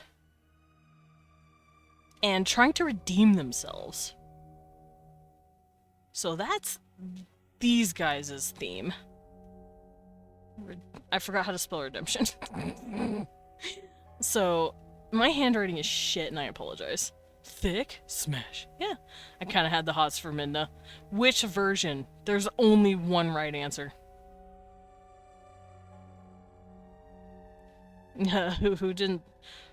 Who didn't to some extent? Exactly. Both. You know what? That's a pretty good answer. You're correct. Redemption. Okay, I spelled it not correct. I accidentally wrote an A instead of an O. It's fine. Listen, my moral support English major husband is not awake to tell me what to write, so maybe smash Gil in the process of smashing all the M's. Why are we crushing Gil? Is that what we're talking about? Squishing him like a jam? I got it right. You did technically get it right, Tucky. There's 2 right answers. Imp, Midna, and both. If you were just into the tall lady, were you even playing the game? No, I didn't think so. Alright, so that's what my nautiloids are doing. They're on a path of redemption in the Galactic Arm after their ancestors have made a market out of plucking up people from their planets and using warm-blooded races for their own gain and their own selfish wants. nowadays they've started trying to preserve their culture with the consent of the other races. So like I said, they have quote-unquote consensual pets. Now, nowadays they're just called companions, and the role of this companion is you're a warm-blooded person, and a nautiloid has, I wouldn't say hired you, but more like sponsored / adopted you to be their companion. Kind of like how we adopt cats and dogs and all that. Tall Dommy Mommy does a few things for me. You know what, Gil? That's fair. You can have that. But you also have to appreciate the imp. You also have to appreciate and love the imp. We'll say I got into Midna after she got character development. That's true. I really appreciate Midna. Now, I usually don't like soon angry characters, but the difference between her is that she's not doing it while also being like, ooh, but I secretly like you, ooh. No, she legitimately does not give a fuck about you or your feelings. But then over time, she's like, yeah, people are people here too, and I need to not be a selfish dick. So that was the turning point for me. She started learning how to care about her people, but also realize she didn't want to screw over yours as a result. And I really like Midna. I really liked her character development. I'm gonna write down companion. There we go. Oh no, I'm in the capitalism. You're in the capitalism! Oh no, the ads! The ads are everywhere! Help him. I'm gonna do this, because there are ads that will be playing. Tully Princess, what the dog doing? What the dog doing? I'll wait for the ads before I start doing the next creature, really. But I'm gonna start Preparian. Preparian? Kill me. I can't talk. Capitalism. Fucking everybody. Yeah? Like I said, space capitalism. It's funny. I think I hear Leon's alarm going off. Oh, he's in the bed. Oh, Cecil's in his bed. Hi, Bubby. Hi, sweetie. My little cat. Who's my little boy? It's my little boy. I love my cat. Yeah, you're a sweet boy. Ah, yes, I love it when my brain just fucking deteriorates on stream and I no longer talk good. Dude, that happens to me at all hours of the day, not just on stream. My brain just don't work no good. Don't know what say, how talk. Help. The ads are almost done though, so I'm gonna start getting ready for that. Also, itch. I have an itch. I have an itch.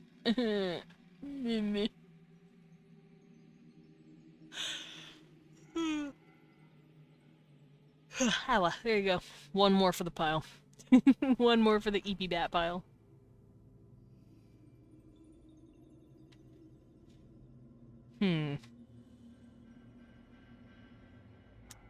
Alright, let me look over my stuff real quick to make sure I'm not overlapping. So, innovative, genetic, preservation, nomads, Vikings, trade friendly. The Gobelings are like the opposite of the Orcrid, I just realized. Welcome in, everybody. Welcome back. The ads are done. I didn't do anything crazy without you. I waited. I was also going over this to make sure I understood. And I just realized the Orcrid and the Goblins are literally like...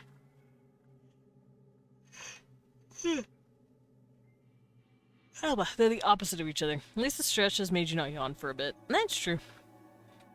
Yeah, that's just really cute and funny. Alright, so, the next on the list are my lovely Zoodrokians. Now, these guys are old. When I say they're old, I mean they're old, like made old. This was made before I even started doing World Building Wednesdays. I even started... These are pre-Droven. That's how old they are. I arrive, I come to pat your bears, and not your bats. We have found we have to make some budget cuts on our pats, I'm sorry to announce. No. Like, old like Desmond, yeah. old as balls. But let's see, hold on.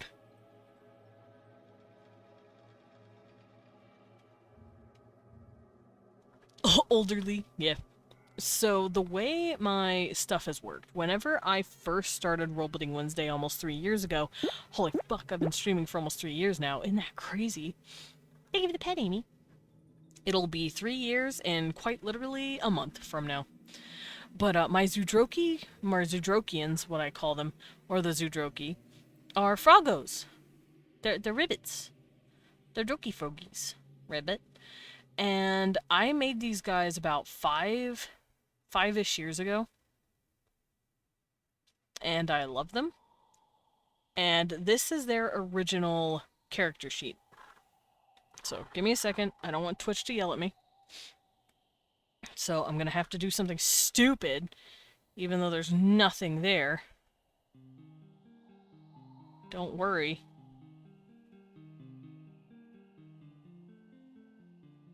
Okay. So, these are my Zoodrokian creatures. They're an aquafarian race. They are amphibian-like, and I love them. They come from a very watery planet.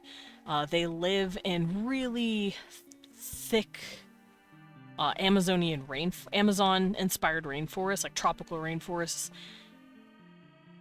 I am Wander people. Wander people! Yeah, kinda. They are based off of... what are those things called? Poison dart frogs.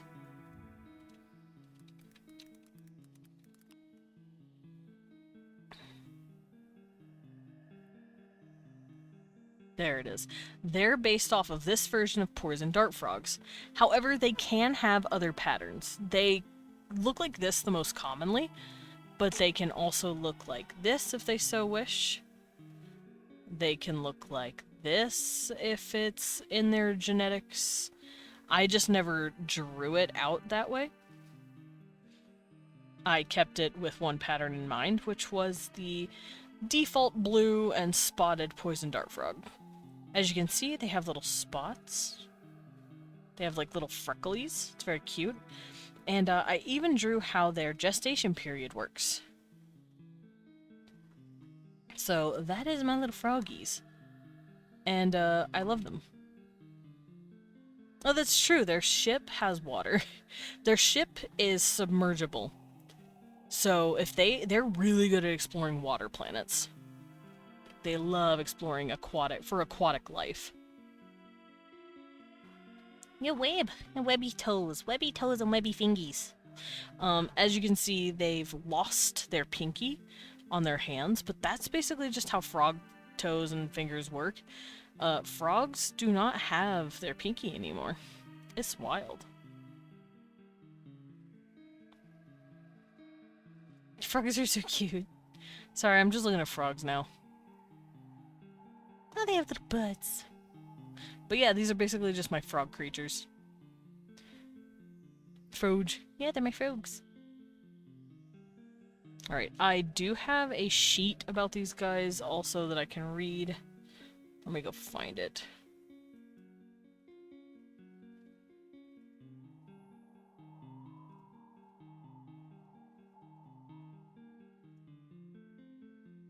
Where is... Here it is, okay.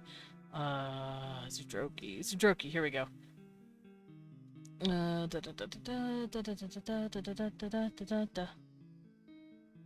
don't care about this.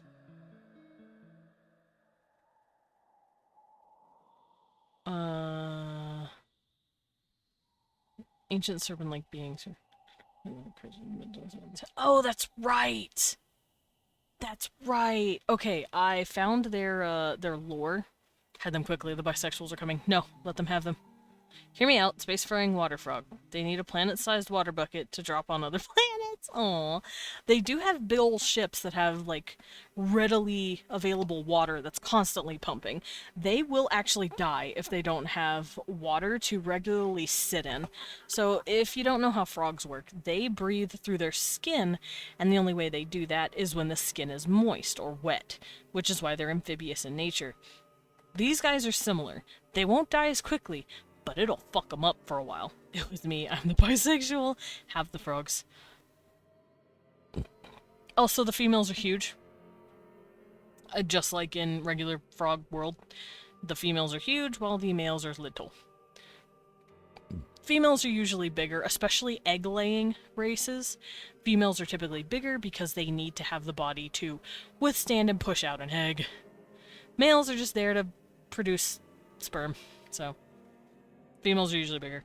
I'm more of a turtle bisexual. You know what, Gil? Fair as fuck. So, yeah, they always have to live near water. Their ships have water in it constantly. And they filter the water. They make sure the water has a good amount of oxygen. Like it's been fresh and refreshed, I guess. They don't allow it to stagnate. They have little pools and little waterfalls in certain rooms that they use for resting. Let's see. Fertile eggs, blah, blah, blah. Soft membranes. Oh, yeah, they also use their hair. They do not cut their hair. Their hair is long, thick, and acts kind of like a sponge. So their hair holds on to the water. For the most part, they don't feel super wet. They don't feel slimy, but they are very sleek and smooth. Almost like they feel like they're oiled, kind of. And that's just the moisture that their skin is holding. And their hair does the same thing. Their hair doesn't look greasy so much as it just constantly looks slightly oiled and wet because it's so heavy. And that's because it is. Their hair is holding onto this water and it keeps them from drying out longer. So if you were to ever cut a Zoodrokian's hair, you're basically enslaving them because you're making them stay where you are or stay where a water source is very close. They will not feel safe leaving that water source. So that's what they do to each other if, you know, they ever want to keep you close by. You know what? One gift of the turtle getting its shell cleaned with the toothbrush. I vibe with that. Oh, hell yeah. Hello? Hold on. I think I heard something. I'll be right back.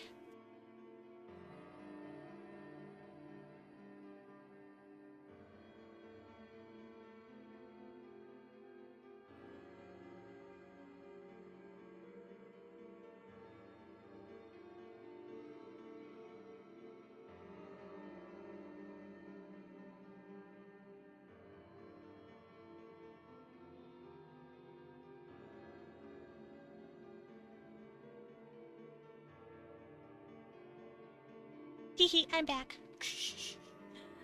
There was a knock at the door. I had to answer. But yeah, I love the little turtle getting its shell cleaned. I like the video of the turtle under the water faucet just doing the little butt dance. It's really cute. Animals are cute. Okay, so I could probably close this out. That one too. Yeah, it's cute. Saw a similar one with a hedgehog rubbing against someone's finger. Cute.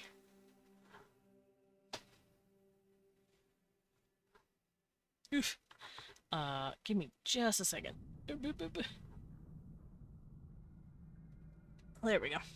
I forgot I brought a banana. I haven't opened it. The banana is not open, but I do have a banana. So, if I want to eat a banana, I will. Also, animals are just cute. I love when animals are like nuzzly and sweet. It's pramcious. I'll be right back real quick again. I want to go check something.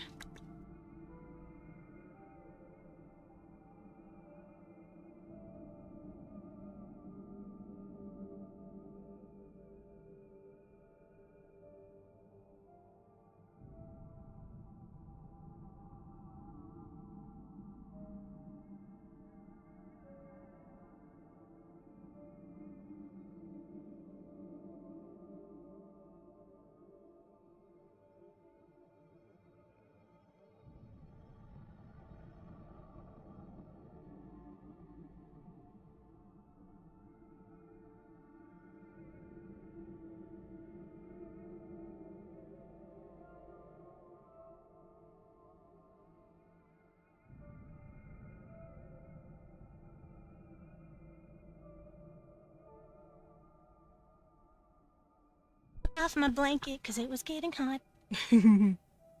Alright, I'm back. Ugh. So those are my froggos, and I love them. So I remember exactly now how I wrote them. Here I said they're based off of poison dart frogs.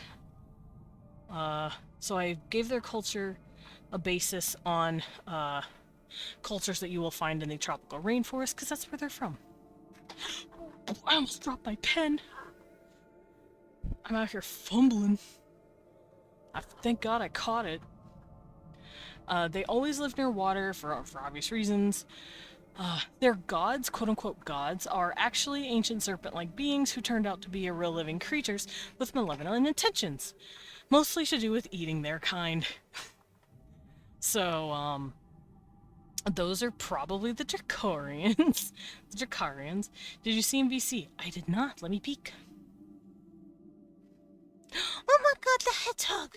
Oh my god, the turtle doing the dance! That's so cute! She's getting his little butt scratched by the fucker. Let me see that. Hedgehog wiggles. Animals are so cute. They're especially cute when they do the wiggles. Yeah, absolutely, NDR and Bill.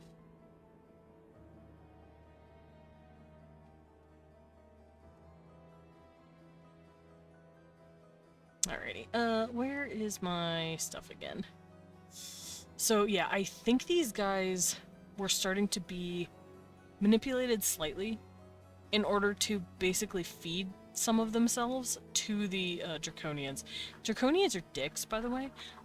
They see the Galactic Arm as their buffet, pretty much. They want to eat you. And not in the fun way. So these guys are probably trying to figure themselves out, god-wise. So they were religiously zealous, sorry. Religiously zealous.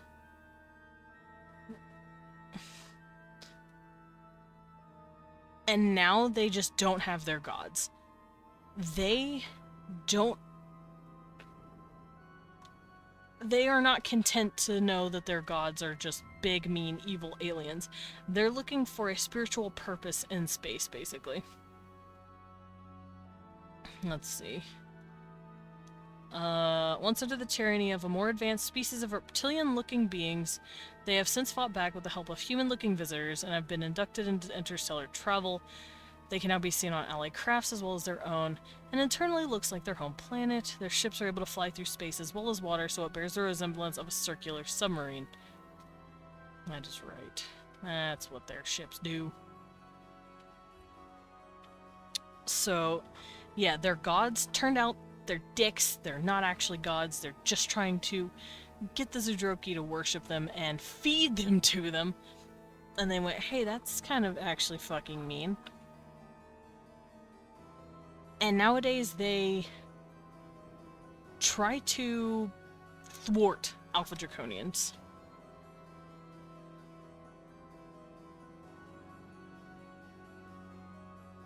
Evil Draconians, specifically. Not all of them are bad. But there is just this one big group, conglomerate, that are just dicks. So that's their goal. To stop the abuse from the Draconians. They want to help people break out of tyranny.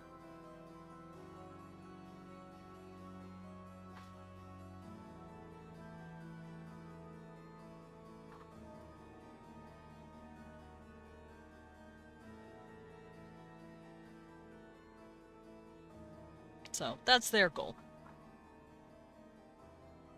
They've also replaced their religious side with a more spiritual side. Your lurkies have a good lurkies. And they're trying to find another reason to be spiritual and worshipful, but without it being the Draconians, because it's been a part of their culture for so long.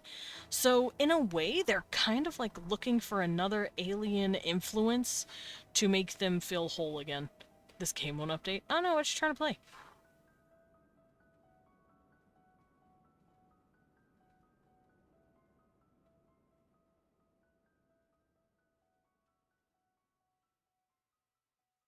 I also feel like they're looking for their parent alien race.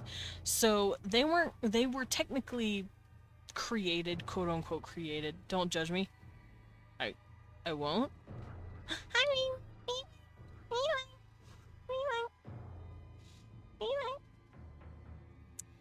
I love you.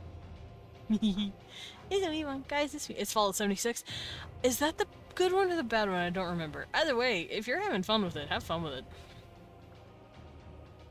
So, they're spiritual.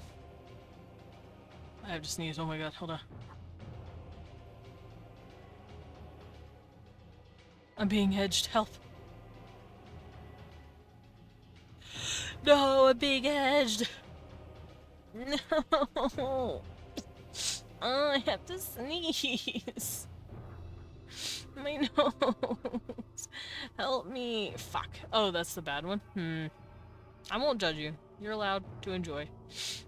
I just want to sneeze.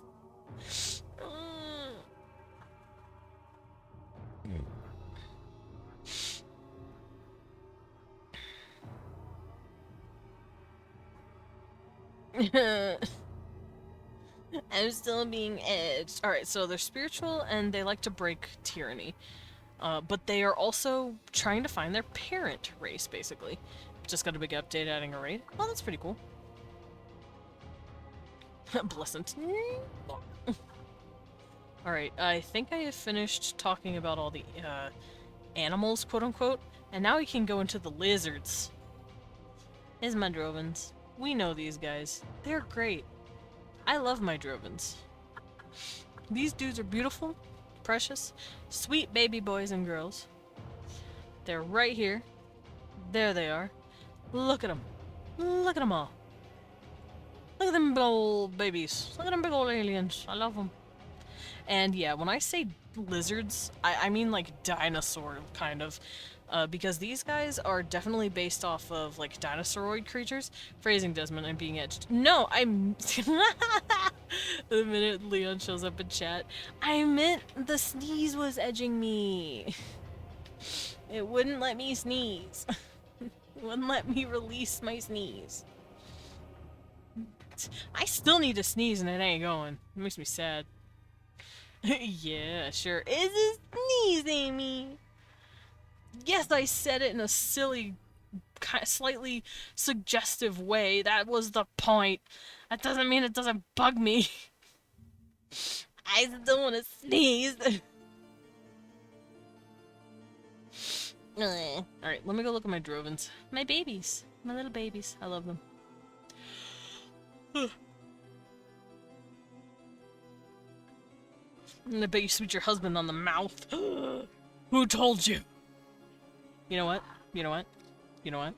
Be right back.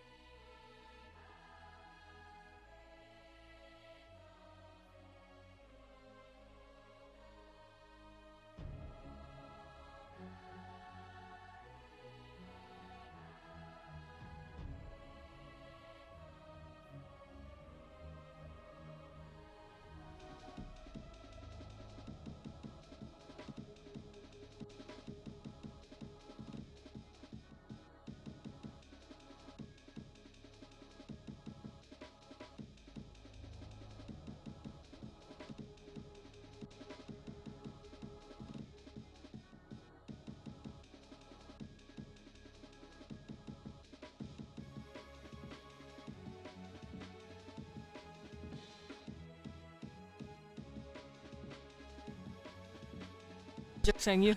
I smooshed my husband. Joke's on you, you baited me into what I wanted. You just gave me the excuse. I got cold again. I need my blanket. Damn, that was a long smooch. I hate smooches! What do you want from me? I'm not just gonna run up to him and give him a one and done. That's fucked. I'm gonna woo him. I'm gonna cup his little face. I'm gonna boop his little nose. I'm gonna drink watermelon juice. Do it again.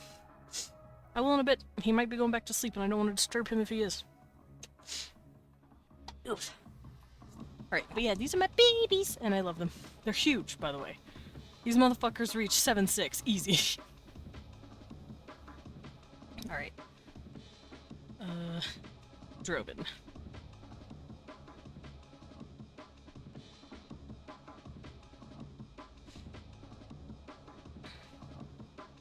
I should probably also write down their traits. Bear kisser, yeah, and... I'm gonna do it again, too. I'm gonna do it when you least expect it. I think I might write down their traits.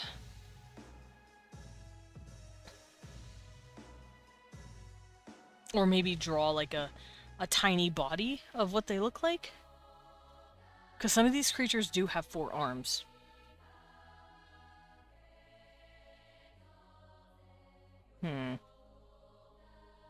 Everything up until this point has had 2 arms, though. Tell me one, he's a bat kisser. With the face. Hey babe, you're a bat kisser. You're a dirty bat kisser. I knew it. You're a boy kisser, too. I saw you kiss Cecil. Yeah, he knows. He knows what he does. Kisses boys. Mostly cute little gingers. Right on his little head between his ears.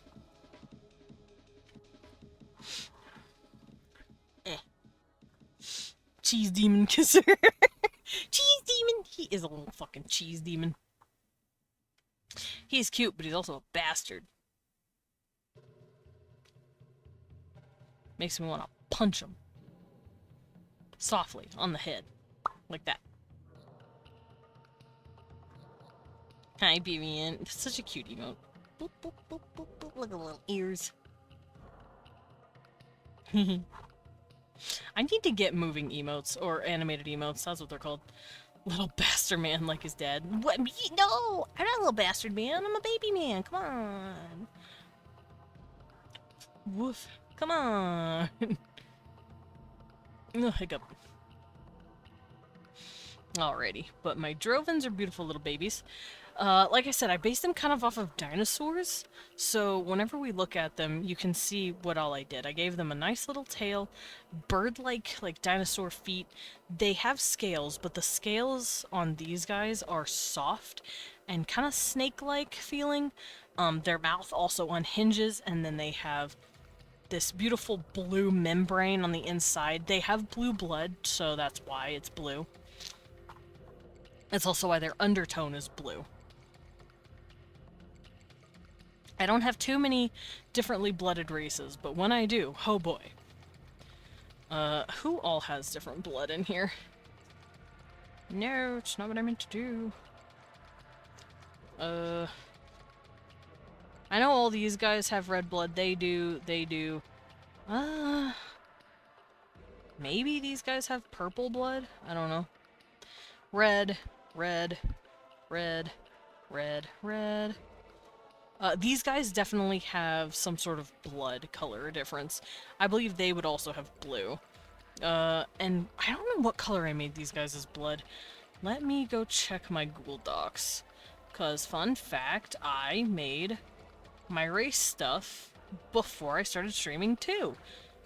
For instance, my Zoodroki creatures and my Drovens, they were one of the first creations of my species template, which is fun as hell to think about.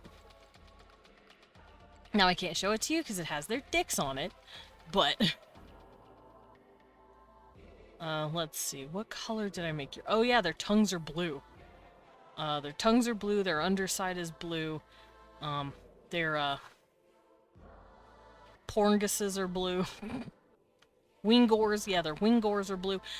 Anything that we would have as, like, a darker red or a dark pink, like areolas, genitalia, tongue, mouth, that is all, like, a darker red for us. That is because our blood is red. So for them, I've changed it because it's blue. So yeah, they have blue blood. Nice. I friggin' did it. Alright, cool, cool, cool. That's all I needed. So y'all are blue. These guys would be blue. The Tauramians, however, are red, even though they are distantly related. So... Drovins. Y'all are big, honking things. They're rubbing the peanuts together. The peanuts? Not the peanut. Those emotes are great, by the way, Amy. I need a soy jack pointing emote. It's fucking great. Okay, I was looking for something for you guys. Where is it? Here it is. So the Drovins are fast. That's right. Very fast and good at running.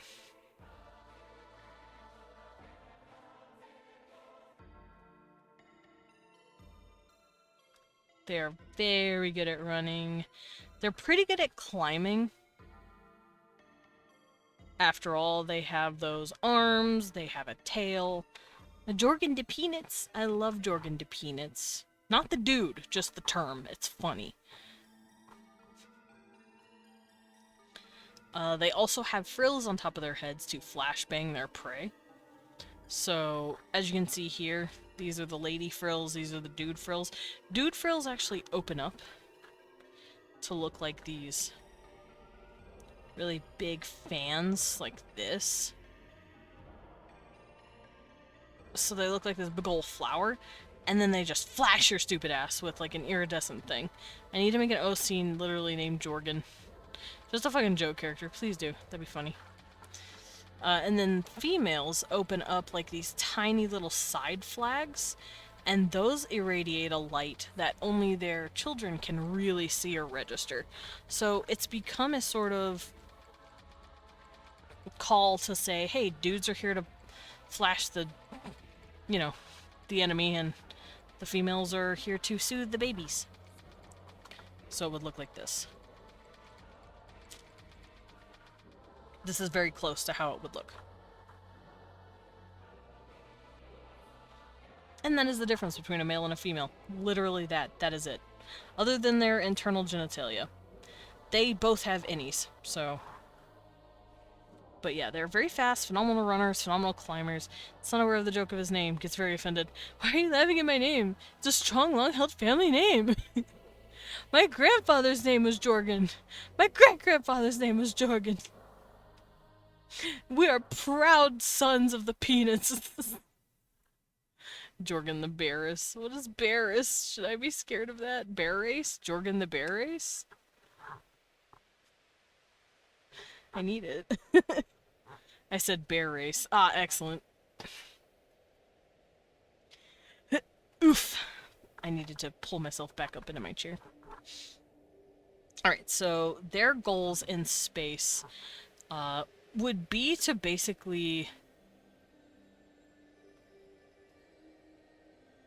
probably explore for the sake of exploring as well, because not every creature is on the brink of destruction and mayhem. Now, these guys are blue-blooded, but they're not cold-blooded. They're actually pretty warm-blooded, too. They are snake-like, yes, but you're not gonna get... There have been warm-blooded reptiles in the past. There have been cold-blooded mammals in the past. So it just depends on how things evolve. Hey, man. Eat the baby. Don't eat the baby. Don't eat him. Stop looking at my shoes. Can't have them. Those are my J's. Alright, did I write anything on my Drovins?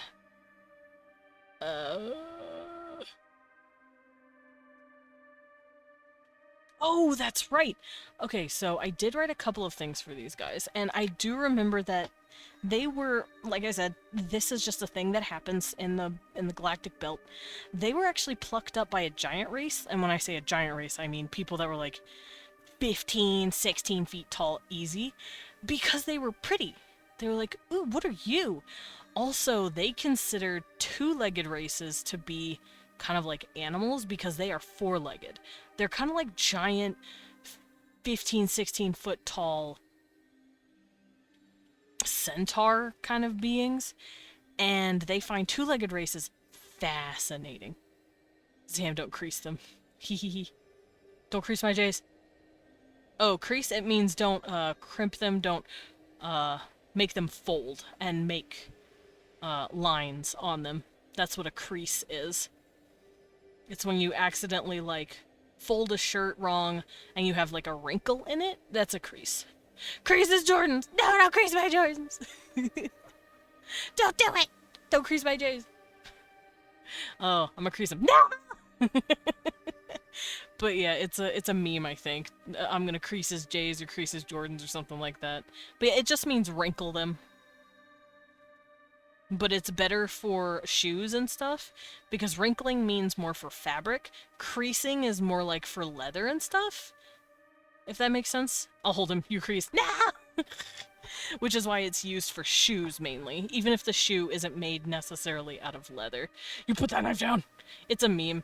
Jordans are a luxury brand of shoes as well, so that is true. What are J's? Are J's Jordans and it's like the short version? Or are J's another brand of shoe? I don't know. I just wear fucking black shoes and Crocs. That's all you're getting from me. I wear goth dad shoes. They're the same, yeah. Okay. Don't grease my J's. Don't do it. Alright, but yeah, these guys come from a planet where they ran around in a huge fucking plains field, but the field itself also has like really cool giant mushrooms here and there. So they've also lived in these giant fucking mushrooms. Where's Amy? She'd get a real kick out of this. They live in giant mushrooms. And they'd eat the mushrooms, but they were also primarily carnivorous, which there she is. Which does them really well because they live, like I said, they live in a plains where it's full of deer, elk, buffalo, like really big herd animals that run around eating grasses. And they've hunted these creatures throughout the bigger, denser, like giant mushroom forests, and then they'll live on the plains and inside the big old mushrooms and be contented in their lives. What am I hearing outside? Hello? Hearing squeaking. I think it might be... Well, now I don't know what it is. I'm assuming it's the neighbor doing something or another? I hear a dog. Hold on. Not my monkeys, not my circus. It's me, I'm outside, open the door. No! I say while collecting and not using squishmallows. The call is coming from inside the house. To be fair, I got a car cat makeshift plushie yesterday, so I love him, and he's my son. You cannot take him from me, thanks. Let's see. Yeah, car cat Mantis plushie, he's my boy. I said open the door! No! I need to find a space for him on my shelf and put him there soon. I might put him between Con and Piss Boy. I think that's a good spot for him. I was just explaining Jordan's for Sam. Yeah, no, you're good. Ugh. I'm trying to think... Oh yeah, subjected to... not really experimented, but definitely to become... to experimentation...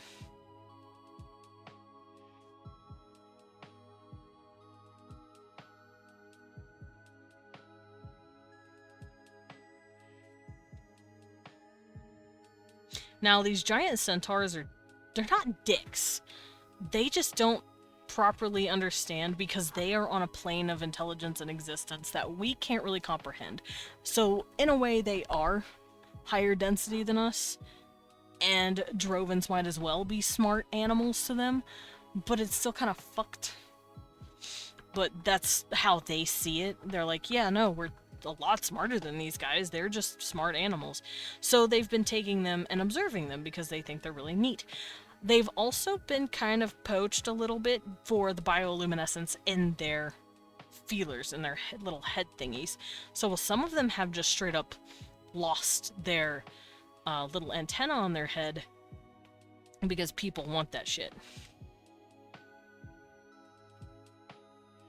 Now they're running around in space, basically taking revenge where they see fit and also liberating their brothers from bullshit.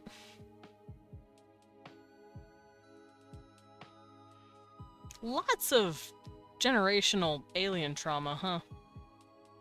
Granted, this has only happened like 3 times. And there's like 5 million races, so... Let's see, yeah, humans are adaptive, running around, being crackheads.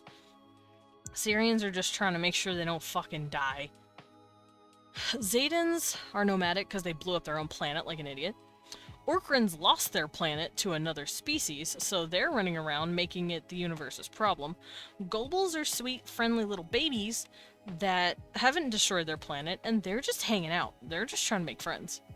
Proxians are mostly just trying to explore the world and learn it in a new way because they can only see through echolocation, and they're real curious about the other ways creatures have been seeing.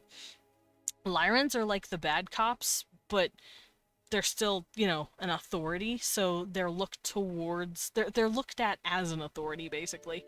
And they're the ones that you don't want to run into, because it means you did some dumb shit. The Avians, on the other hand, are the good cops, where they're there to just be like, yo, dude, let's just de-escalate. Let's just calm down and not start a nuclear war. I don't want to see your planet get destroyed. So that's what the Avians do. They're galactic helpers. Nautiloids are trying to redeem themselves, because for the longest time they did an oopsie trafficking. Zoodrokians are trying to basically just thwart draconian bullshit, because they had to deal with them the most. Not as much as the ones that were directly descended from the Alpha Draconians, but they were bred specifically to be draconian food. And they're like, hey man, that ain't nice. The Drovans are out here trying to save their own people. So that's all of their motivations. My nose is just a lot. So yeah, they're posts for their bioluminescence.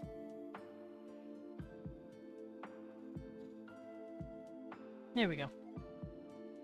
Let me go check my playlist real quick. Very pretty music. I will be... Let's refresh it, actually. I don't want it to start blasting my ear holes.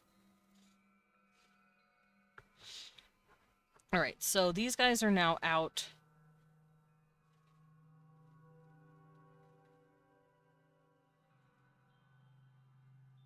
So they're being helped to free their brethren from this giant species. Because the giants, like I said, they don't consider themselves malicious, and keeping them in, like, little enclosures and watching them and observing them and, you know, taking their bioluminescence, they just consider them an animal to extract stuff from. And these guys are like, hey man, that's not cool. So they've started making efforts to save their people from all of this bullshit. Alright, so... runners and climbers saving their own.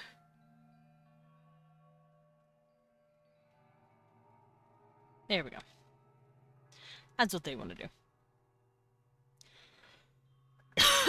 I need to get a sip of water real quick. Give me a second.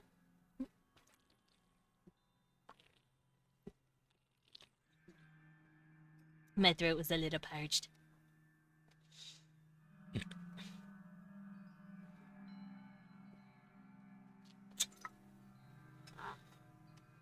Alright, next. I don't even have to look. I know who's next. My beautiful little murder babies. Beautiful little stabbers. Beautiful little stabberinos. These are my Tauramians. I've been calling them my budget predators because it's funny. but they're actually very distant cousins of the Drovens. I hear you stabbing? Yeah, I'm stabbing. No, I was drinking water. These guys are extremely distant cousins of the Droven. And if you look at their designs, you can see what I mean. So, the females, just like the females of the Droven, have smaller headpieces. The males have bigger, but that just seems to be like an animal thing. Other than like the mammals where we don't have to do that as much, where we don't have to flaunt like our sexual dimorphism, a lot of like birds and lizards and insects typically have the males looking a certain way to attract the female. Like, for instance, most avians, especially like in here where I drew my avian, the male's head frills are huge and pretty and long, and they have longer tails and like really blue feathers. And the as a Brit, I'm here to assess the stabbing. Okay, how good am I stabbing, Amy? How good's my stabs? But yeah, so then the females are duller, more like browns, grays, dull blues. They don't have like nearly as vibrant colors as the males.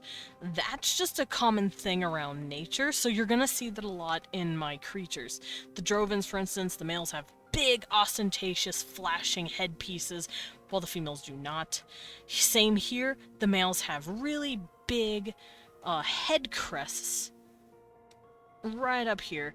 And it looks like a giant, like, top half of a turtle shell that's been stuck to their forehead, right? Meanwhile, the females look more like they have the Klingon patterning on their forehead. So this is how I picture these guys.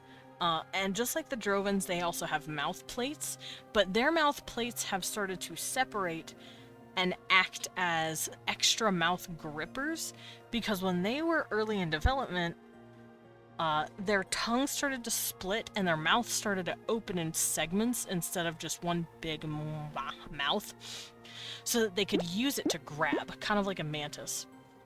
Thank you for the pad, Loros. Or not a mantis, what is it called? Like a chameleon or something, where they like grab stuff with their tongues really fast. And then their mouth is more like a mantis, where it like has parts that grab and pull in. So this is what they did when they were more animal. Now that they're people, that kind of stuff, it's shrunken, it's become more vestigial. They also still have tails, just like the Drovens. And they have bird feet as well, but where the Drovens have ostrich legs, the Tauramians have parrot legs. We found in our budget to pat the bat. Yay!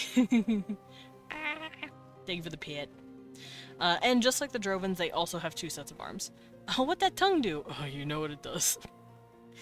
It's got like a 3 to 4 inch split down the middle. So while it's technically 1 tongue, it looks like 2, especially when it's just sitting in their mouth. But it does look kind of like this here. Let me go over here. If they were to fully stick it out, and I mean like really try to stick out their tongue, it would hurt. But it would probably look something like this. And then it would look like it would be splitting down the middle, like that. So it's just a really long, forked tongue that's been split over time, because remember, they're snake-like. But it's a forked tongue that's been split down the middle and become prehensile, so that they can use it to grab prey easier. What do you need that tongue for, huh? To kiss men? Yeah. Kiss 2 men at once, because you got 2. But, yeah, that's my Tauramians. Now, what are their goals?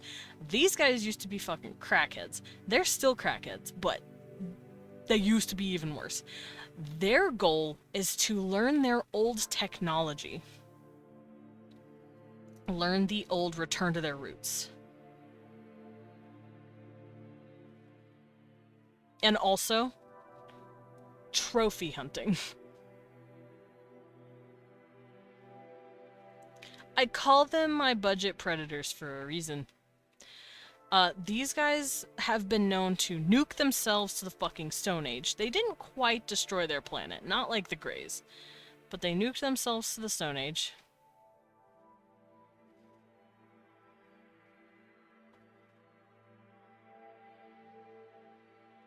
they now have to live with a pathogen that they put upon themselves. Oh, why big hands, huh? To grab men's waists? Or, yeah, they need it to reach a certain spot. Call it the G-Men! No, not the G-Men. I don't like it. I don't like it, Loros. Here, Amy. I'll show you what they like to grab. That sounded like a threat. But looky, I drew a Jodrokian. I drew a Tauramian holding a human. He's like, hello, human. You are cute. Grab.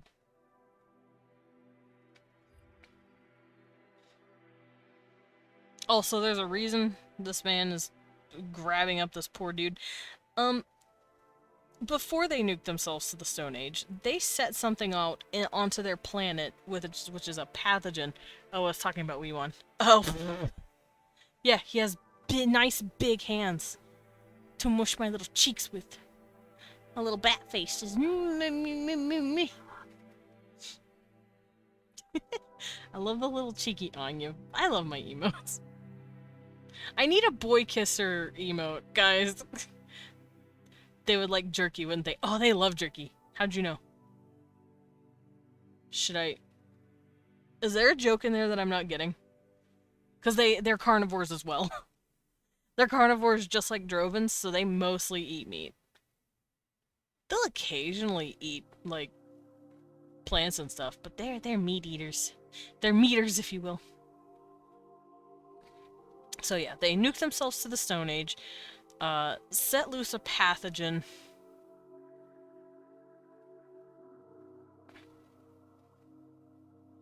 that encourages off-season mating.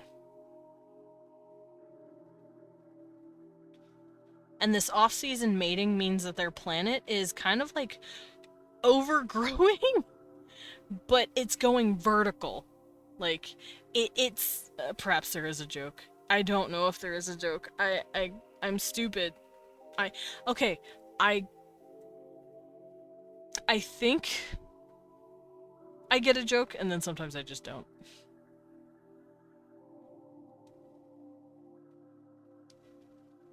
Let's see. But yeah, they accidentally set, well, they didn't accidentally. They set loose a pathogen through their planet, especially in regions where they've, like, accidentally nuked the crap out of it, to encourage the breeding in animals and the pollinating of plants and mushrooms, just to jumpstart the world again. It was supposed to only last a few years, and then they flipped off the switch. They never got to turn off the pathogen button. 4 hands for jerky. Oh my god, they have 2 jerky. They can hold four jerkies at once. And stuff them all in their mouth like hungry little creatures they are. Nom nom nom. Also, I have since agreed to this. The Drovens do not have 2 dicks, but I have agreed that the Tauramians can have 2 dicks. Because people asked, and I said sure. I don't think that's what Amy meant. I don't care. I'm going to take it like an innocent baby. I'm going to be innocent and pure about this. Amy gets me. I don't. I don't get it. Unless we're talking about jerking something off. Is that what we're talking about? I was thinking of the food. Maybe I'm just hungry. I'm gonna eat my banana. Eat the banana. Banana! Yeah. I'm trying to open it and I'm struggling. There we go. Why was that so fucking difficult? The packaging on this fruit sucks. By the packaging, I guess I mean me. I suck at opening it. I'm innocent. I don't believe you. Ow. Dread. Throw Amy and Loros. They're the ones being gross. I'm eating a banana. Bat can't peel oranges. No, I'm fucking good at peeling oranges. Hold on. Let me bring myself down. Can you help your husband get some good foods? Nah, you don't gotta worry about that. He's in bed right now. I got banana. I can't lift them. You're built like a stuffed animal. I really am. And easy to suck. Banana. I'm a Yiga clan member. Banana.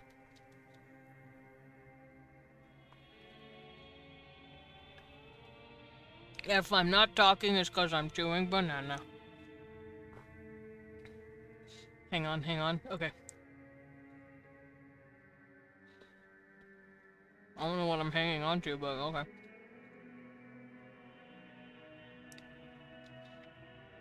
The packaging on this fruit sucks. Yeah, packaging on this fruit sucks. Banana hard to open. Did you refer to the peel as packaging? Yeah. What it is. Packaging sucks.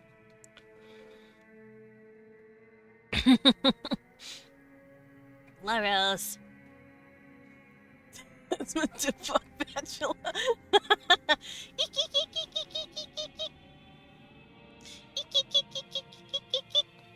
Insert eating banana clip. Yeah, the Wagoogus. Hum, hum, hum. It's a peel. It's the packaging. It sucks to open.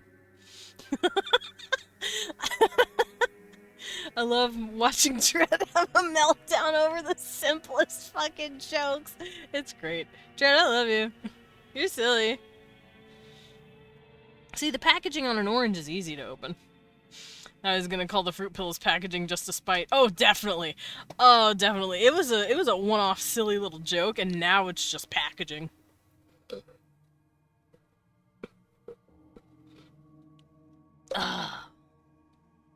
Watermelon juice. Alright. I drank down the rest of my watermelon. I ate my banana. Because it was a pretty small banana. Orange shell. Yeah, the shell. Y'all eat your y'all eat your fruit with or without the shell. I'm gonna shake the baby. Don't shake the baby!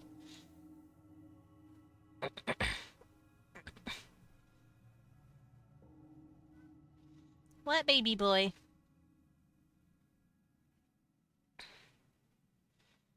Okay, so they're gonna learn their technologies. And then they are going to go trophy hunting in the galaxy. These guys are probably really good mercenaries. And when I say trophy hunting, I mean it. They will show up with the skull of your enemy for you. Shake it like a dog, shake it away violently. So that's how I see my Tauramians.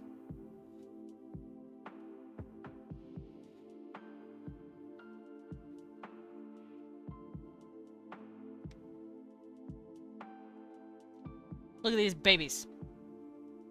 Hey chat, you eat the orange with or without the wrapper? Exactly. Alright, the Drakarians, or the Alpha Draconians, or I guess both gonna be. Aw, hi baby! Baby boy, baby! Hi, sweet pea. What is it? Hi. Hi. You flirting? You're so cute. You're so cute. Yeah. Cecil's rubbing all over my legs, so I had to pet my boy. Ugh. And I see his cute little tail. Hi, baby. Alrighty, the Drakarians. Dragon people. They're dragon people. Appease the cheese. I have cheese is appeased. Cheese appeased. Let's look at the Draconians.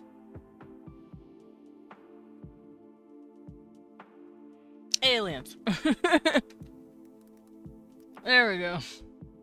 Cecil needs to be big cuddled. I would cuddle him if I could, I'm streaming right now. We're streaming? We're here. We're streaming right now. I can't do it. We're streaming. Okay, I've pulled up a few articles on possible lizard people and stuff, so we're gonna use this. Cheese boy! My Opano cheese. Hi, cheese boy. Hi, baby boy, baby. Have more love. Hi, sweetheart. How are you? Oh, yeah, get those pets. He's like, pet me, skull. Hi, sweet pea. Oh. Chat, 1 like equals 1 pet for cat. Hi, sweet pea. I petted up my kitty. He rubbed on my leg again, so I had to pet him. Y'all understand? At least you should. Like. Figure said, fucking pat him! Spams the button. Pet that little shit. Oh, he ran away. Cecil! Oh, he's at the window! What's out there, puppy? What's out there, puppy? Okay, so 1, 2, 3, 4, 5, 6, 7. There you go. I pet him for you guys. I'm totally not gonna be creating an NPC bat boy with a cheese son. Cheese son.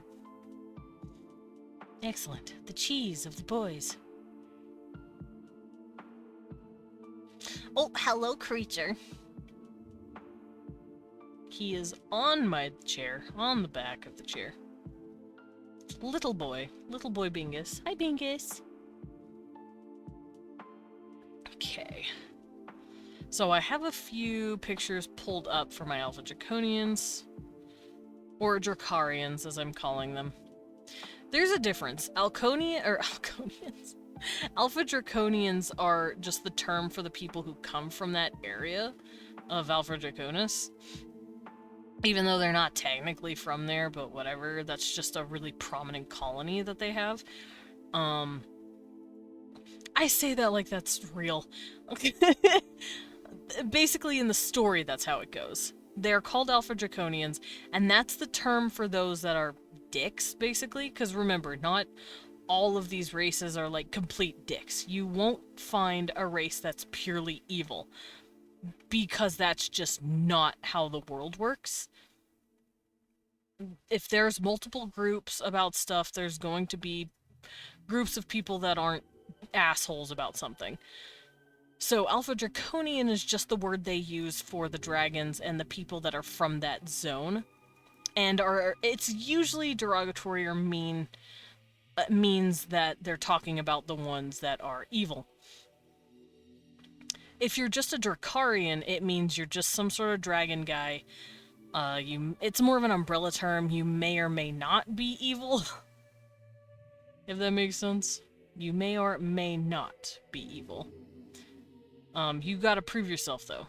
Or you have to have an upstanding reputation with an agency or with an authority. Just to show, hey, look, I know I'm a dragon, but I'm not gonna, eat you or anything. So. You have the ability to be evil, but aren't evil by default. Yes. Every group in here that I am writing, some will be considered evil by default, and some will be kind of hated by default, but it's not because every single one of them in the group is like that. It's just a prominent version of them, or what's become their stereotype in the galactic arm. For instance, like I said, the Nautiloids, they could be considered kind of fucking evil. They kidnap and traffic warm-blooded creatures. That's fucked. But they're also a younger generation of them that are trying to stop all of that bullshit. So you have opposing sides in the same race, if that makes sense. Because just because they're a species doesn't mean their ideals are not different. So that's how I see the Dracarian. Some are good, some are evil. You just gotta figure out who's what. For the most part, yeah, a Draconian, Alpha Draconian, they're dicks. A Dracarian, though, in general, not so much. They're a little more trustworthy. Only slightly, though. Alright, let me save some of this stuff. I pulled up a few Reptoid stuff. Alright, Popular Riot, Fallen Sky Love. I don't care about this.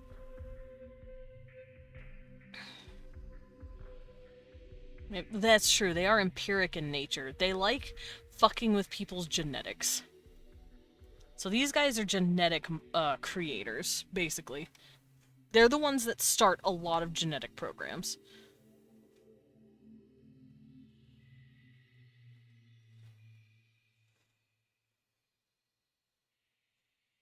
So genetic makers and starters of programs.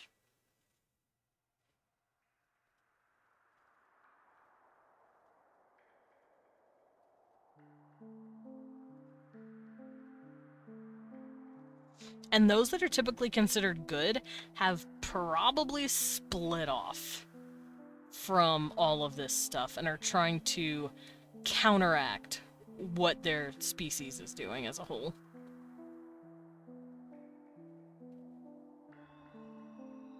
Tiamachians? What the? Tiamachians? Hello? Is that a thing?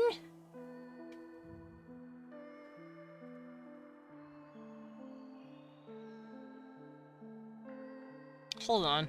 I'm doing a study.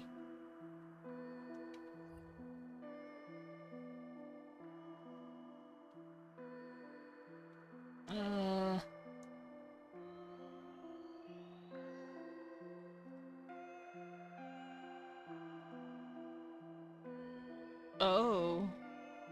There's been updates. There's been additions to the extraterrestrial mythos, I guess. So I could work with this. So they're starters of different genetic programs, and they love spreading their genetics everywhere. And that's because they are trying to emulate their predecessors. They believe that they come from a reptilian race even cooler than them. Basically godlike, it's like dragon people, and they're like, yeah, that's our parents, actually. We're really fucking cool. And so we have the right to do it too. So they've been going to different planets, dropping their DNA, seeing what they can do. They like to seed planets. They're also pretty old of a species as well, but I'm starting to think the Lyrans are probably the oldest of the old, so...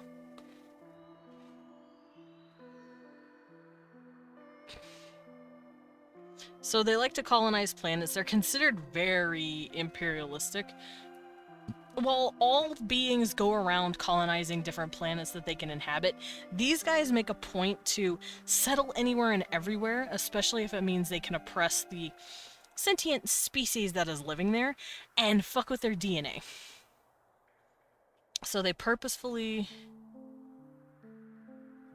look for habited planets to fuck with their DNA.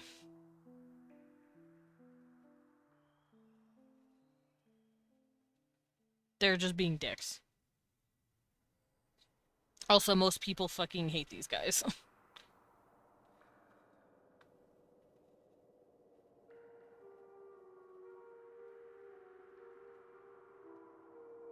And this is how they've made a couple of species that they have.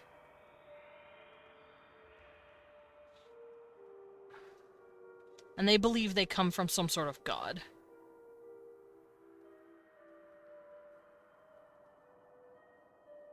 So they feel like it's some sort of divine right to fuck with other people. They're like, look, we gotta eat, and we want you to be the food, so we're going to genetically fuck with you. And it's like, hey man, that's rude. Hold on, I gotta fix this. It's kind of leaning.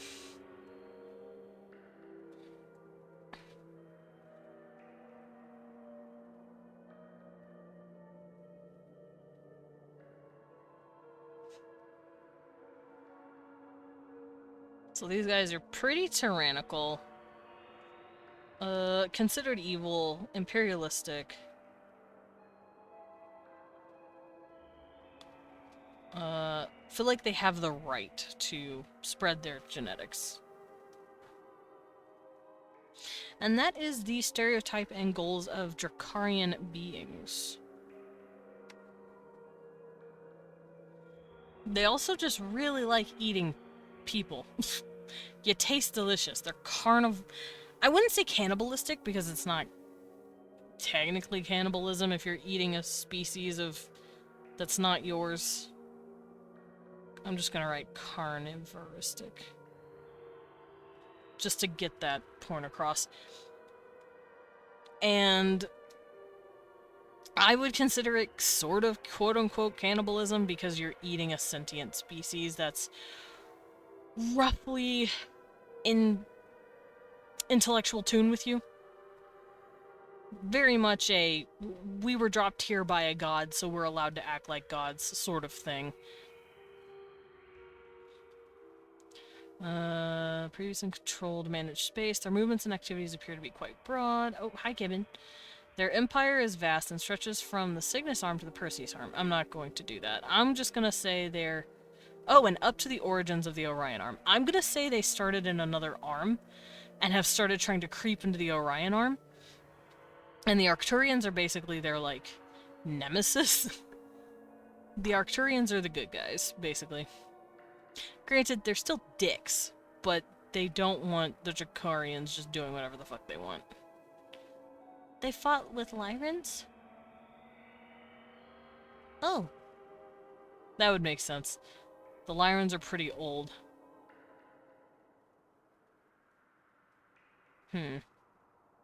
Alright, so I have everything written down. What does this website say about them? Nothing. Never mind. I thought I was gonna learn something, but I didn't. Right, so that's how I see my Drakarians. These big, beautiful dragon babies. Some are evil. Well, most are kind of evil. But they wouldn't consider themselves evil. They think they're just doing what their sire wanted them to do. They're doing what their ancient god did for them. It's like, here you go. I made you. Go off into the worlds and have fun. And they went, I guess we're gonna conquer the galaxy. So that's basically their mindset. They think they're entitled to it. And then we have our Saurians. Babies! These guys are from generational trauma. They are the lesser son of a greater house, basically. The Saurians are a direct genetic lineage from the Drakarians. The Drakarians found a species of, like, slowly developing reptiles, and they're like, hey, yo, that's cool. And then they altered it to make it go faster. And then the Saurians were like, holy shit, we have sentience now. And they went like, yeah, you're also our slaves. So Saurians have been under draconian subjugation for a good 500,000 years now. And they've finally gotten out of that shit. Hi, Kibabun. They got out of it about 50,000 years ago, I want to say. And they've just been slowly trying to learn how to live without being just oppressed. Because they were quite literally created to be the Draconians' servants, basically. Indentured servants with no pay. I don't know how many times I'm allowed to say mean shit on Twitch. It's just how it works. But there is always going to be hope. There's always going to be bullshit happening in the universe like that. But there's also always going to be people coming in and helping. This is one of the few times the Arcturians have, like, directly come down and put the hammer down on draconian influence. They're like, hey man, you can't just go around using your DNA on these poor creatures and then making them your bitches. That's rude. Get out of here. So these guys are just called Saurians. And I love them. They are baby.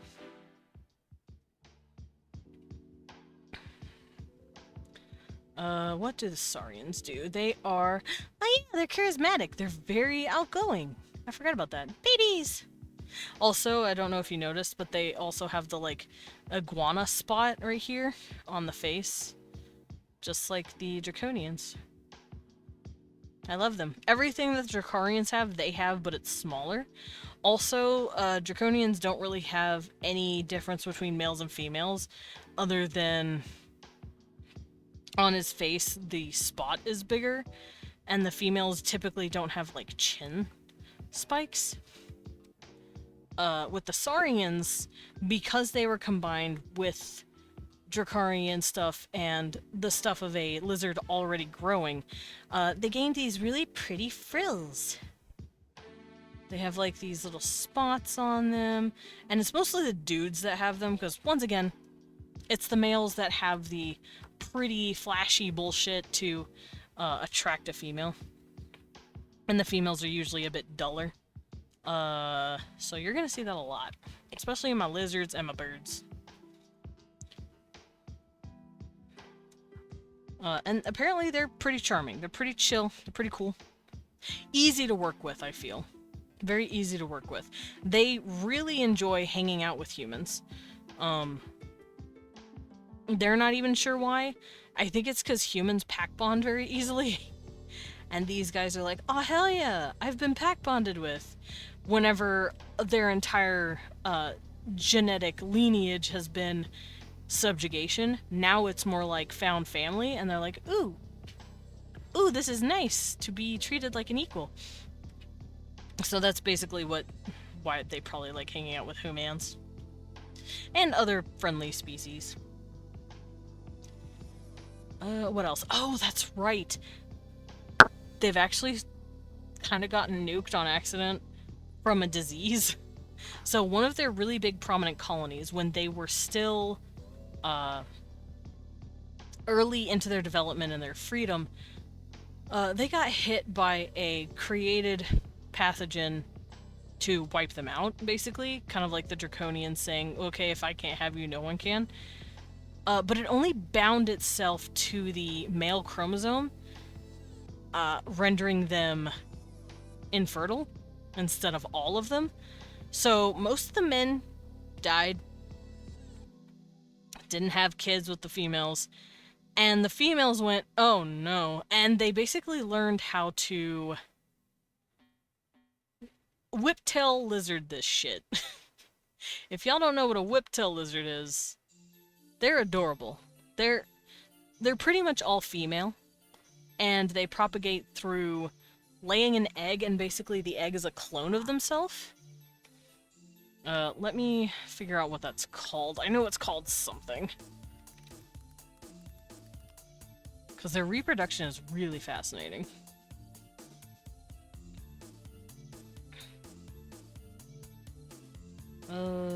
Parthenogenesis. That's what it's called. Parthenogenesis. It's when you lay the egg is just basically fertilized anyway. However, ovulation is enhanced and encouraged by courtship between the females and also mating each other. So, you know, pathogen. No. So, the Saurians are basically like whiptail lizards. There are still males, but they are very rare. It's a very small ratio. About a 12 females to 1 male sort of situation. And most of the males are actually considered not really, I don't want to say haughty, but it's kind of like a you either like them or you hate them sort of situation, where they can either be really cool, really sweet, really charming, or they're kind of big-headed and the females just don't like him. So there's either just this one male that's cool and like half the females are trying to hang off him, or another dude who's just an asshole. Nice frill on that guy. Thank you. I love frills on my lizards. But that's just stereotyping. Most of the lizard females have learned to just naturally find females more attractive. And that's just how it's happened over 50,000 years of evolving without dudes being around. Like I said though, some males do still exist, especially in colonies that have not been targeted. So it's... I'm a dragon, some species of us have frills. Yeah! These guys have frills. They're also related to dragons, the Draconians.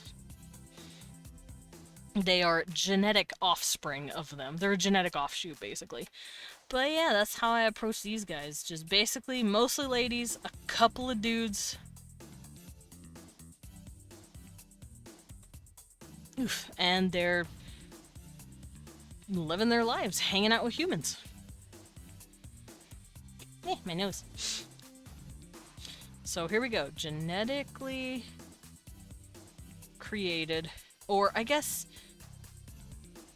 manipulated? What's the word? Evolved?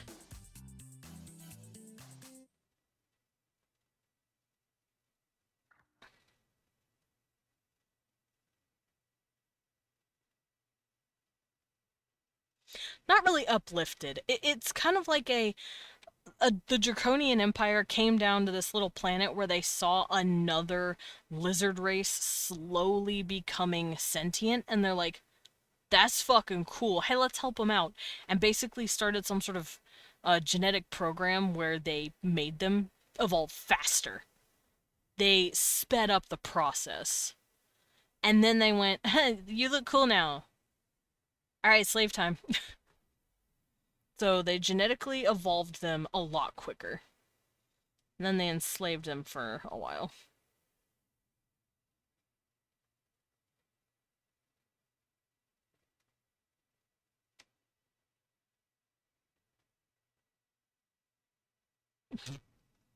That's uplifting. Yeah, that's uplifting. They have gotten away from it, I will say. They've broken free from the tyranny. It took a minute, but they did it. Oh, guess I'm still here. Lunacid, you silly thing. Artificially speeding up evolution's called genetic uplifting. Is that actually what it's called? I did not know that. That's really, really fucking interesting. So yeah, then yeah, they were genetically uplifted, I guess. That would work. Huh.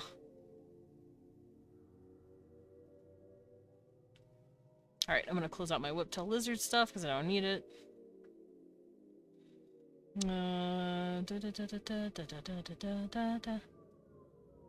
You're a goober! Here we go! There's societal and technological uplifting. Yeah, when you...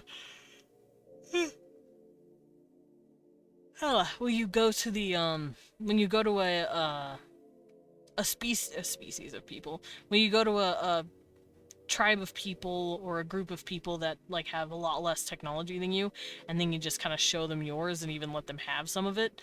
Yeah, I know what that is.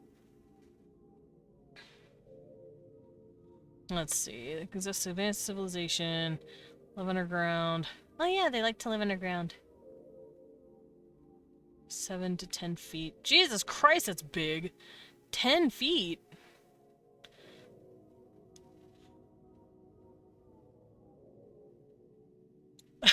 Yeah, well, you're short. And I'm sad.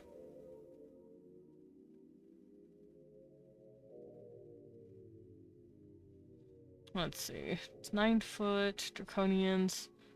No, I'm looking for the Saurians, not the Vril. Get out of here.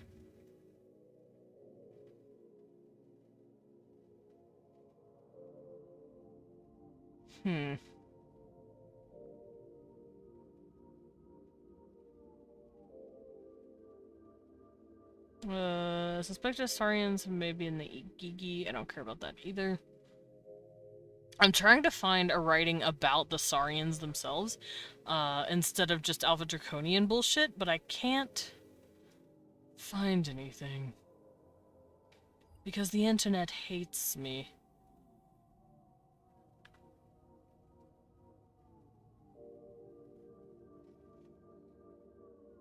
Yeah, I can't find anything.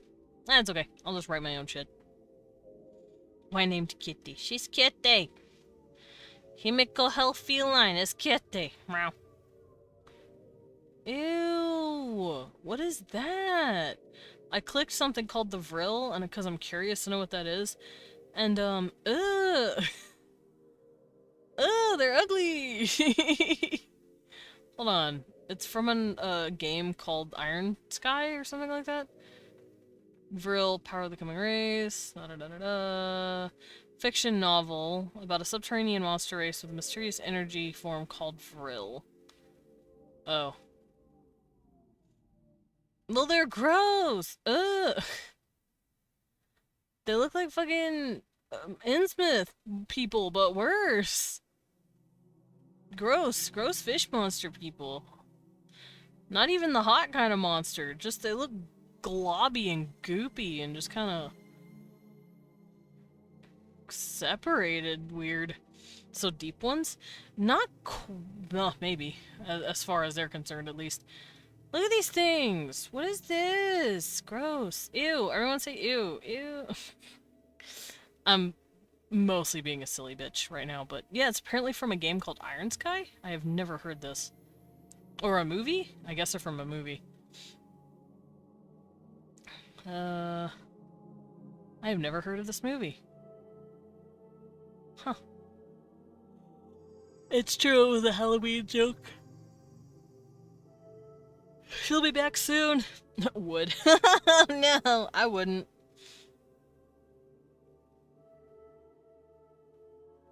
Yeah, no, I wouldn't.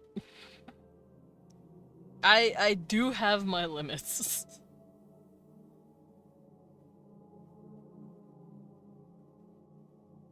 Yeah, I've never heard of this movie. It's really interesting. I thought the Vril was something else.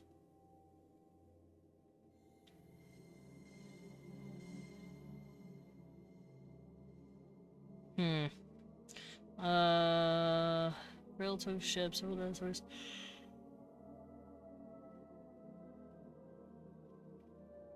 I'm reading about the Vril from the movie.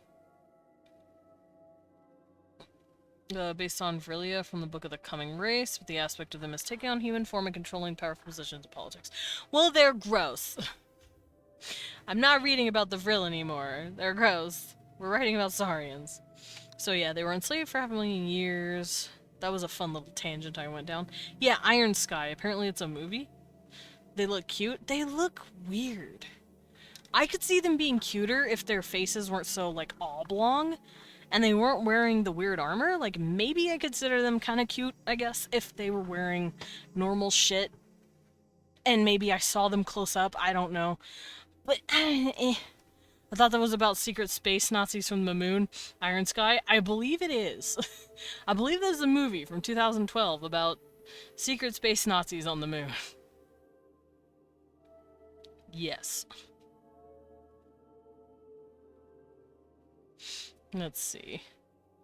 Touch on these orders. Okay, I don't need to read about this. Lacerda. This is what I want to read. The events described in the Lacerda files pertained to the Saurians. Race of being hills infiltrated the star system. Ooh. Not every species is gonna be sexy, Desmond. Why not? In my world, they are. Everything. All of this. Everyone here is gonna be hot. All of them. That's my goal in life. See those birds? I want you to smooch the birds. That's for the furries. The Lyrans are also for the furries. The Proxians are for me, because I love them. Nautiloids are kind of for the furries. Those are just frogs. My frogs are great. These are for the dinosaurs, the scalies. There you go. These are also for the scalies. Everything is fuckable. Everything is fuckable! Everything! Me. Shoving my hand on the table.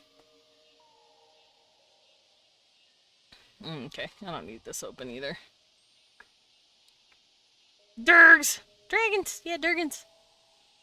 Durgans! Alright,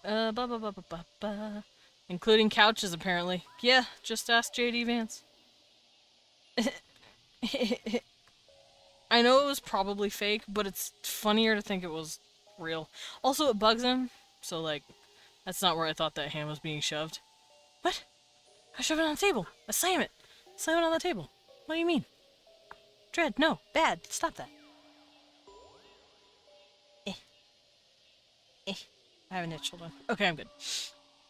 Alright, so, yeah, they were created from another kind of lizard. They broke free with the help of the Arcturians and started making their own colonies.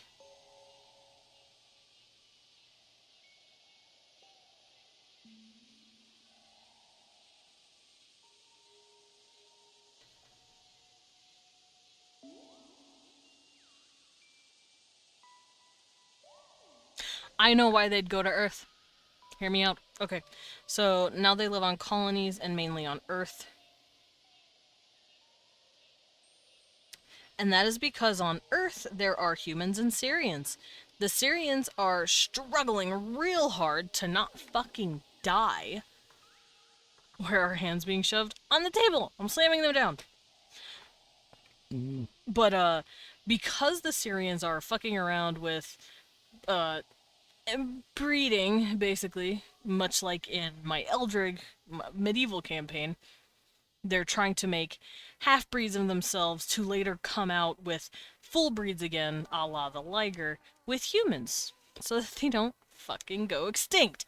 The Saurians are also having a little go at their genetics because most males really did die. And a lot of the females are trying to bring back some of the males. Because it's kind of sad that they just don't have most of that anymore. They're also just studying their genetics in general with the Syrians to see what the fuck even happens and to make sure that it doesn't happen to the females next. So basically, they're there to learn about themselves, about their weird bodies, how they were made, because they were created, not evolved properly. So they learn from Syrians about genetic stuff.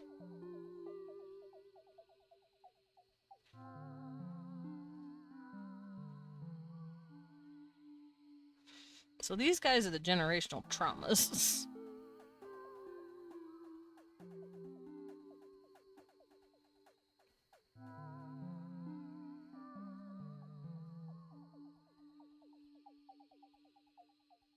There we go. And then after the Sassarians, we have the Sasani. Now, I know they sound similar, and that's because they are both created by the same creature, the Draconians, or Dracarians, or whatever you want to call them. But basically the empirical asshole versions of them.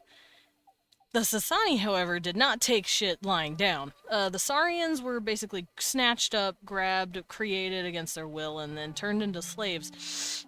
The Sasani, on the other hand, said, fuck you, you're not my real dad, and basically have been rebelling since day fucking one of their creation to stick it to the man, which is the Draconians. So they are rebellious as fuck. They're also pretty poisonous if they inject you. Or venomous, that's what they're called. They're venomous, they're sharp-tongued, very angry, and hostile. Well, I guess aggressive is a better word. They do not take shit from anyone or anything, because they don't take shit from the thing that created them. So, also created and given, I guess the term is genetic uplifting, yeah. Genetic uplifting.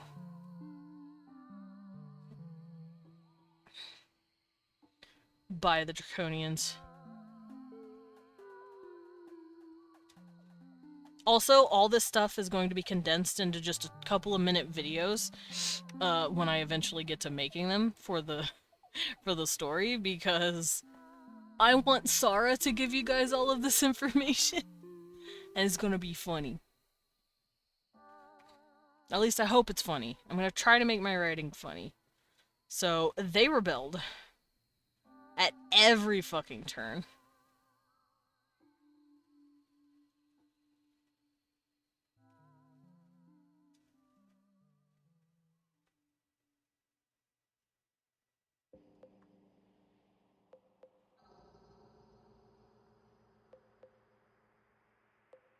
They took their planet back from the Draconians by basically using Draconian technology against them. Because they're like the angry oof. Lilin! Why'd you eat me? That's so mean. Look out! Oh yeah, look at fucking... Oh man, I can't see it from all the rafters I'm being stuffed into. I'm back. Teehee. Also, I am holding a kind of challenge for, I want to kind of, like, give something to someone if they manage to throw me into a Family Guy death pose. I think that'd be funny. If you can manage to throw me into a Family Guy death pose and get a picture of it, I'll give you something. I don't know what it will be, but it'll be something.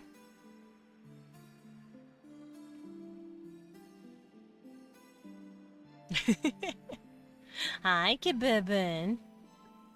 Oh, goodbye. He sat on my chair, crooned at me, then walked away. Here we go.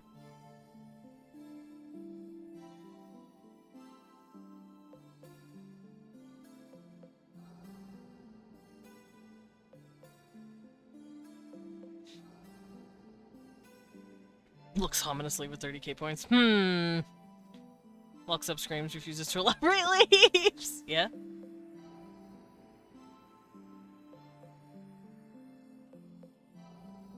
Okay, what else?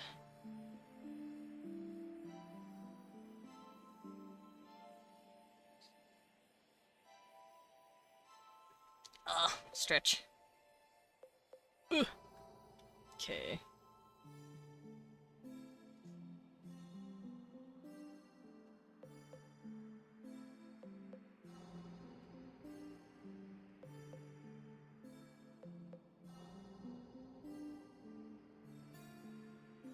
I also feel like they're going around taking old draconic technology that's been left and being like, ooh, I want this.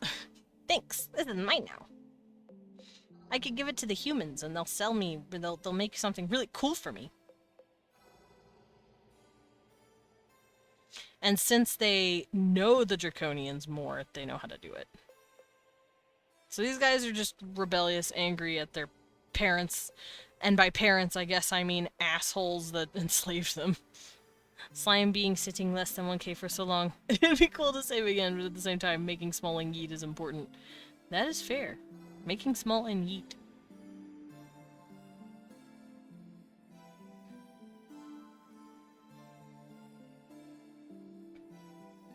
Okay, let's save that. But yeah, I love my Sasani. They're great. Also, the ladies have their, I will never have more than 2.5 points at a time. Fair. But yeah, the dudes have this big cobra hood that kind of looks like hair. The ladies have a hood that, like, drapes on them. They can't really lift it the same way dudes can. And it just softly drapes over them. Once again, the males, big, showing off. Females, pretty and more subdued, because they don't really need a reason to just scare the shit out of things.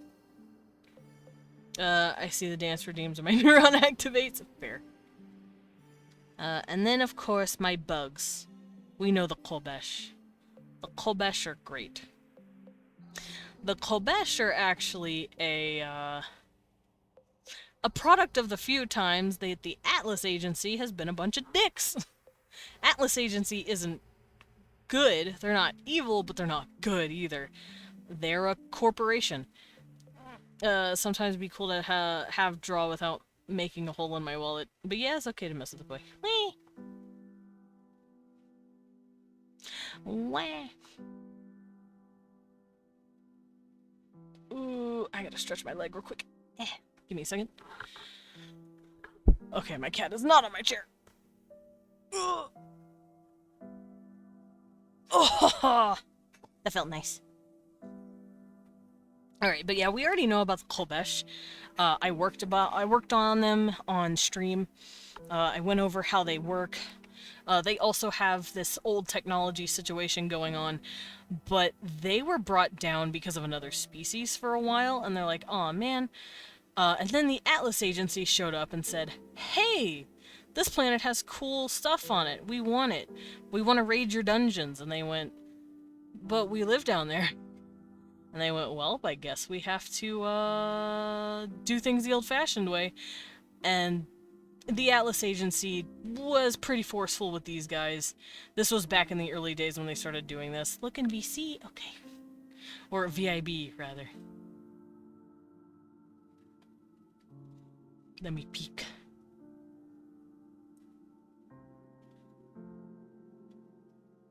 Oh, I see. Is that a little mantis face? Little. Me and my Kovash GF. Don't worry, there's more. We want to raid your dungeons. You mean my house? Your dungeons. Yeah, pretty much. That's basically what happened. They were like, listen, we want to uproot certain parts of your place so that we can extract some sort of cool shit that we found here. Some sort of dope-ass energy. And they're like, but we live in there.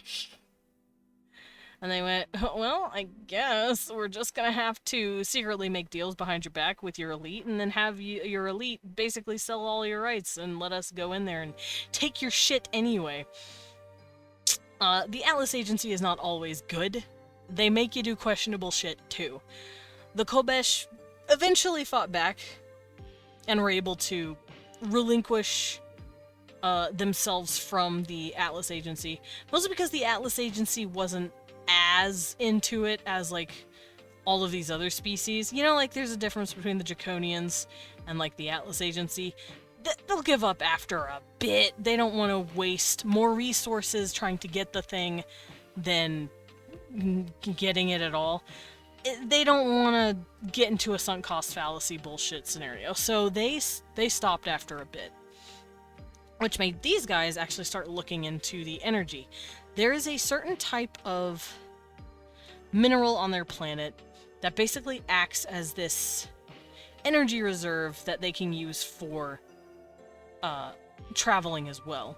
They don't like traveling or making their own ships or anything, but they have been able to bring themselves back from the destitution that they were put in by the Atlas Agency once upon a time, which happened about 100 years ago. It wasn't too long ago, but it also wasn't like it just happened. You know, it didn't just happen. It's been a while now. There we go.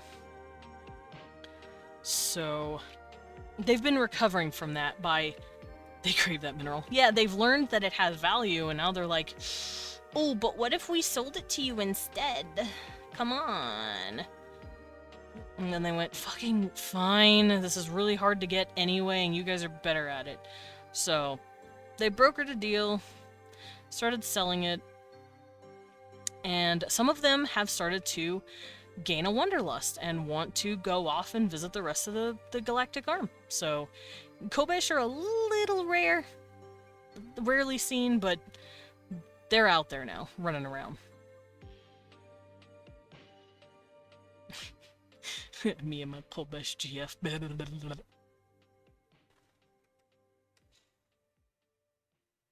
So, Kobesh. Thank you for the stretch and the pet sugar skull.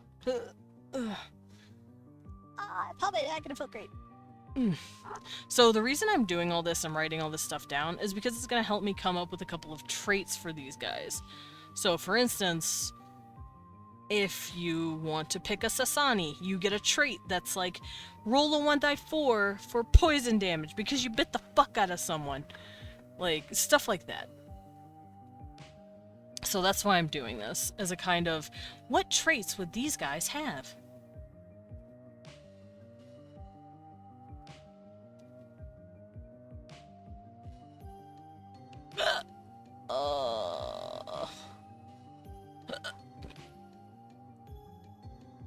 That hiccup hurt real bad.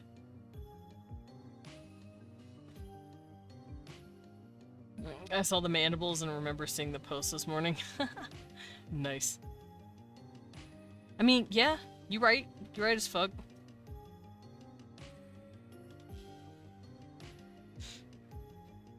Let's see. So, they were sitting on basically a gold, sitting on...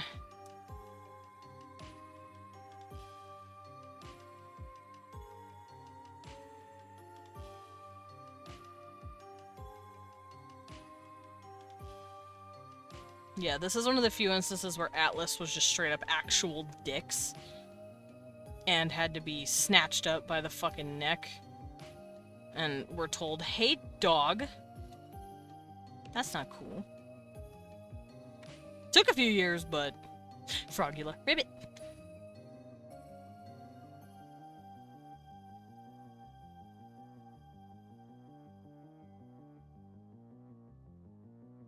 So they got into a war with them for it.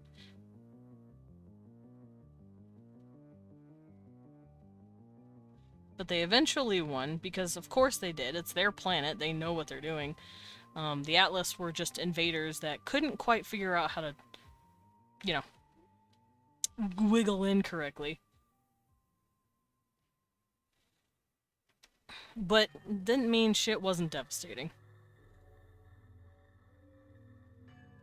I also feel like they probably got a bit of help.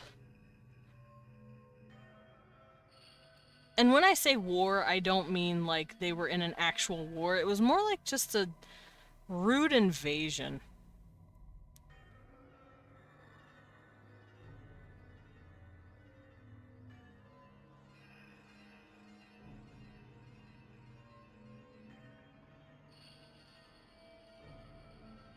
Let's see, yeah, they're picking up the pieces.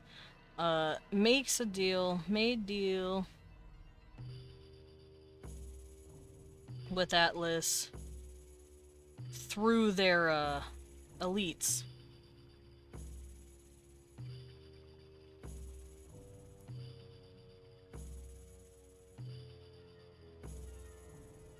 There we go. Alright, and I think I made the Kolbesh really strong. Yeah, their vitality. They're hard to kill. They're pretty tough. Tough, hard to kill. Resilient. Hard to kill. It also helps that they have, like, really strong chitin as a natural armor on their bodies. Even the workers. You are not new, the breast! Hi, new, I'm dead. But yeah, their shells are really tough, they're resilient, they are pretty hard to kill. Even when you get them down with, like, really strong weaponry, they just have a really strong natural armor. So, good luck. I'm kinda new. Rebrand, so I'm a new people. You're new in general, but I already know who you are and you know who I am. So... no. Doesn't count. Alright, next on the list. Do I? Tough, resilient, hard to kill, resilient, tough to kill, hard, tough to... yeah, pretty much. They know how to carve in their shells. That's because they've learned how to make tattoos on themselves by, like, etching stuff into their chitin. But, Stranger ain't knowing what to do with that. Let's see. Alright, after that, I made spiders. Don't tell medic. Don't tell medic. I made spiders. Females, big, huge, baby girls, and they don't have this crest. I did make a spider race on stream, and you guys said crest please, and I said okay. But I took the crest off for the females because I think it looks nicer. And the males have these like little spikes. I feel like it could become more elaborate if given the opportunity. But this is just what they look like. They also have these cute little feelers on their mouths. It's the, what is it called? I know the word for it. It starts with a CH. But I don't remember how to pronounce it. Let me go look. Real quick. Chasitere? Chasitere? Chasitere? Chasitere. I think that's what it's called.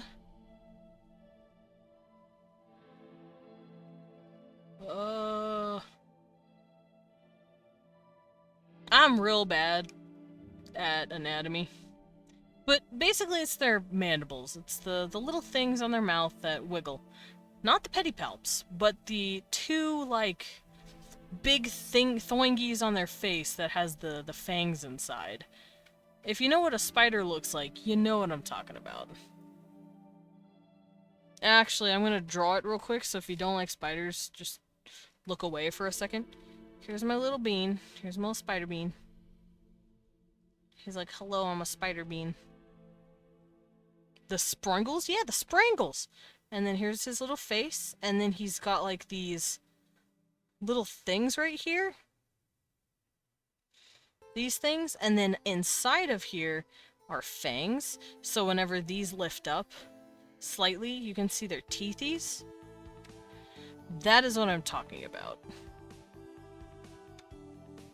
And I don't think they're not called mandibles, but that's just how I've been referring to them because it's an easier word to remember. Oh, I'm going through this, Google Doc. Not Google Doc. I'm going through, like, a tarantula...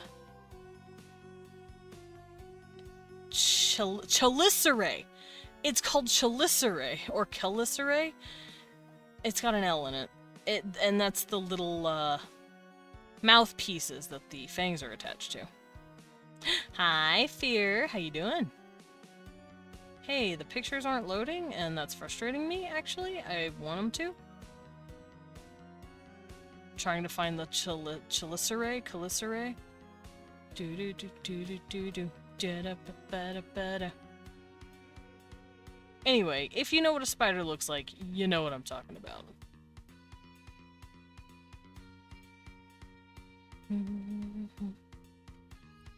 Okay, I can get rid of this. You're good! Excellent, I'm glad you're good. I'm talking about aliens. Alrighty, so that's what this is. The chelicerae that holds their little fang out inside. And the fang is right here. It's hiding. It's tucked in. It's smaller than usual. And if they get angry, they can pop it out like rawr.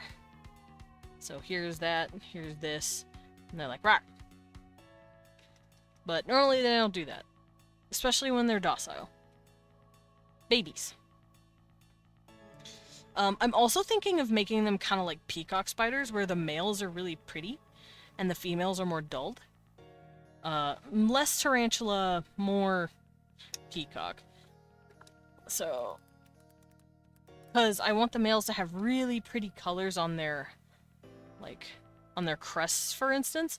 Like, really pretty patterns and, like, gorgeous colors that even seem to glow a little more in the light. Like, not quite bioluminescent, but it's just so vibrant. It looks real pretty. So, whoever's scared of spiders, don't look. I'm showing you what I mean. Keep your eyes closed. Close your eyes. Close your eyes. I'm about to show an actual fucking spider. So, I can see them with vibrant blues and oranges. Yeah, it's kind of what I'm doing. So, here's the babies. See how they have these really pretty butts? I feel like I want to do that with the males. I want them to have these really pretty butts. And also have these really pretty stripes on their head. So you see how he's got this really pretty butt, and then he's got these really pretty orangey white stripes on his head. I'm thinking of doing something similar, because these are all males. Let me look at the females. Oh, that could mean they dance. I'm scared of spiders, but I'm looking because I want to know what you're talking about. That's fair. I'm making sure to not, like, focus in too much on the actual spider part of the spider. This is just their butt, like the big fat butt that they have. And then this is, like, the top of their head, and it's really pretty. These babies are beautiful. Ooh, they could also be iridescent and shit. You could make the faces on the tribe mask thing, too. I really could. It would be really fucking pretty. Thank you, thank you. Yeah, yeah, yeah. And of course, the females, they have bigger butts, rounder butts, but they also have duller colors. So you're not gonna really see the females with all these big bright colors. Maybe they'll have some pretty colors on their legs and stuff, but for the most part, once again, they don't need the colors. I like big butts, I cannot lie. Yeah, I was thinking of the dudes having smaller oval butts that they could probably flatten a little bit, while females just have a big old round booty. So males would have a butt like this, like an oval butt with pretty patterns on it. Females, big old chunky butt. Big old black widow booty. So yeah, that's how I would see these guys. I'm gonna have to figure out a little bit more than just that, because I haven't really focused much on their culture yet. They're a bit newer to my roster here. If it's on their legs, it'll be like socks. Yeah, it'd be like they have leg warmers. I do know that they also have fur. They have furry leg. But it's not like the itchy, mean kind that tarantulas kick around. It's become more vestigial than that. It's more like a soft, silken hair. Hi, Lobotomized Rose. I had a wonderful day today. How's everyone feel? What the fuck is that? It's a spider. Isn't my cute spider aliens? Be nice to them. Be nice to them. They're very self-conscious. Also, I'm thinking of giving them green blood, maybe, or maybe purple. Desmond, be nice. Someone said, "Dude, that's the streamer." Welcome in, Lobotomized Rose. We are discussing world building today, and as such, I am discussing my world that I'm working on. Purple blood. Yeah, I'm talking about your build. Huh? What does this mean? Are you talking about me being tiny? Are you talking about me being tiny? Rose, yeah, green blood overused. True. Also, I'm already gonna have green blood on like one or two races, which are gonna be the Draconians and the I mean, heroes alive. I want these two races to have the green blood. Because apparently green blood is actually in lizards sometimes. Not, obviously I'm not gonna, ooh, I fucked up. What the? Oh, I'm stupid. These guys is gonna have blue blood, these guys have red, these guys are gonna have green, and then these guys will have red. So, not too many green bloods here. These guys are blue, blue, red, red, red, red, red, purple, red, red. So, those are all my colors. Red is very common, for obvious fucking reasons. Red is the easiest. Red, purple. Oh yeah, and I have the mantids. So, I'm gonna figure out what these guys' cultural significance is. I don't know yet. I'm gonna have to think about it. You're missing a lot for the hemospectrum. Lilin! This is not Hopesuck! I am going after the only 4 blood colors I know, which is hemoglobin, hemocyanin, hemothyrenin, and not chloroflorm, the green one. Those are actual blood colors, by the way. Yes, darling? No, not chlorophyll. It's like, not chloroplast. It's a blood. I don't remember what it's called. Chloro something. It's lizard blood. Chlorophyll is plant garbage. Lizard green blood. Google it. It doesn't really say I'm going to the one place Homestuck can't reach me. Space. They can reach me in space. But yeah, those are going to be the 4 blood colors I work with. Red, which is going to be the most common. Blue will be the second most common. Purple is pretty rare. And then green is just for lizards mostly. Two lizard species. Oh, and mantids, I believe. I think I'll make the mantises have green blood. There's a lot of big people words. I'm sorry. Okay, hemoglobin. That just means red blood. Hemocyanin, blue blood, because blood, cyan, blue, hemocyanin. And then we have fuck, now I don't remember them! Hold on, let me pull up my post. Okay, hemoglobin, which is iron-based blood, which makes it red. Hemogoblins, small vampires. There is also colorless blood, but if it's an alien race they need special suits to infuse their body with oxygen at all times since their blood can't carry it normally. True. That is for, like, I believe it's for fish, certain ice fish. Because they don't have hemoglobin in their body. The oxygen dissolves into the blood, so it's like... I'm not gonna be fucking around with colorless blood, not like that. Oh shit, crocodile have fucking colorless blood. What the hell? That's crazy. But yeah, hemoglobin, aka red blood, is for vertebrates and most creatures, pretty much. Hemocyanin, or blue blood, is for cephalopods, some spiders, some crabs. Isn't there also a thing that insects have? Hemolymph, I think? Yeah, it's like this yellow gunk. But that's only because they're so small. They can get away with such little bit of material inside them. Also, they have it not to pump... I don't think it's to pump oxygen in their body, especially like spiders. They use it to move their limbs, I believe. Spiders do. Insects don't. They have muscles, but spiders need that hydraulic system to move their legs.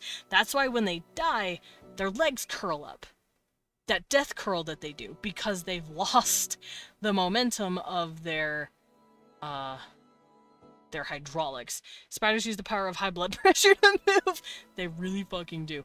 These guys, I'm gonna have be something a little different to that. They're going to have multiple hearts, or multiple hearts and lungs inside their bodies to push around the oxygen. So the way spiders work is they technically have 4 lungs. They have 2 upper book lungs and 2 lower book lungs on the bottom of their butts, basically. And these things take in the oxygen that way. So these guys are going to have evolved to have 4 sets of lungs that are these book lungs, but they've been... Evil ads! I'm sorry. I'm sorry for the ads. It's Twitch's fault, not mine. Yeah, there's ads.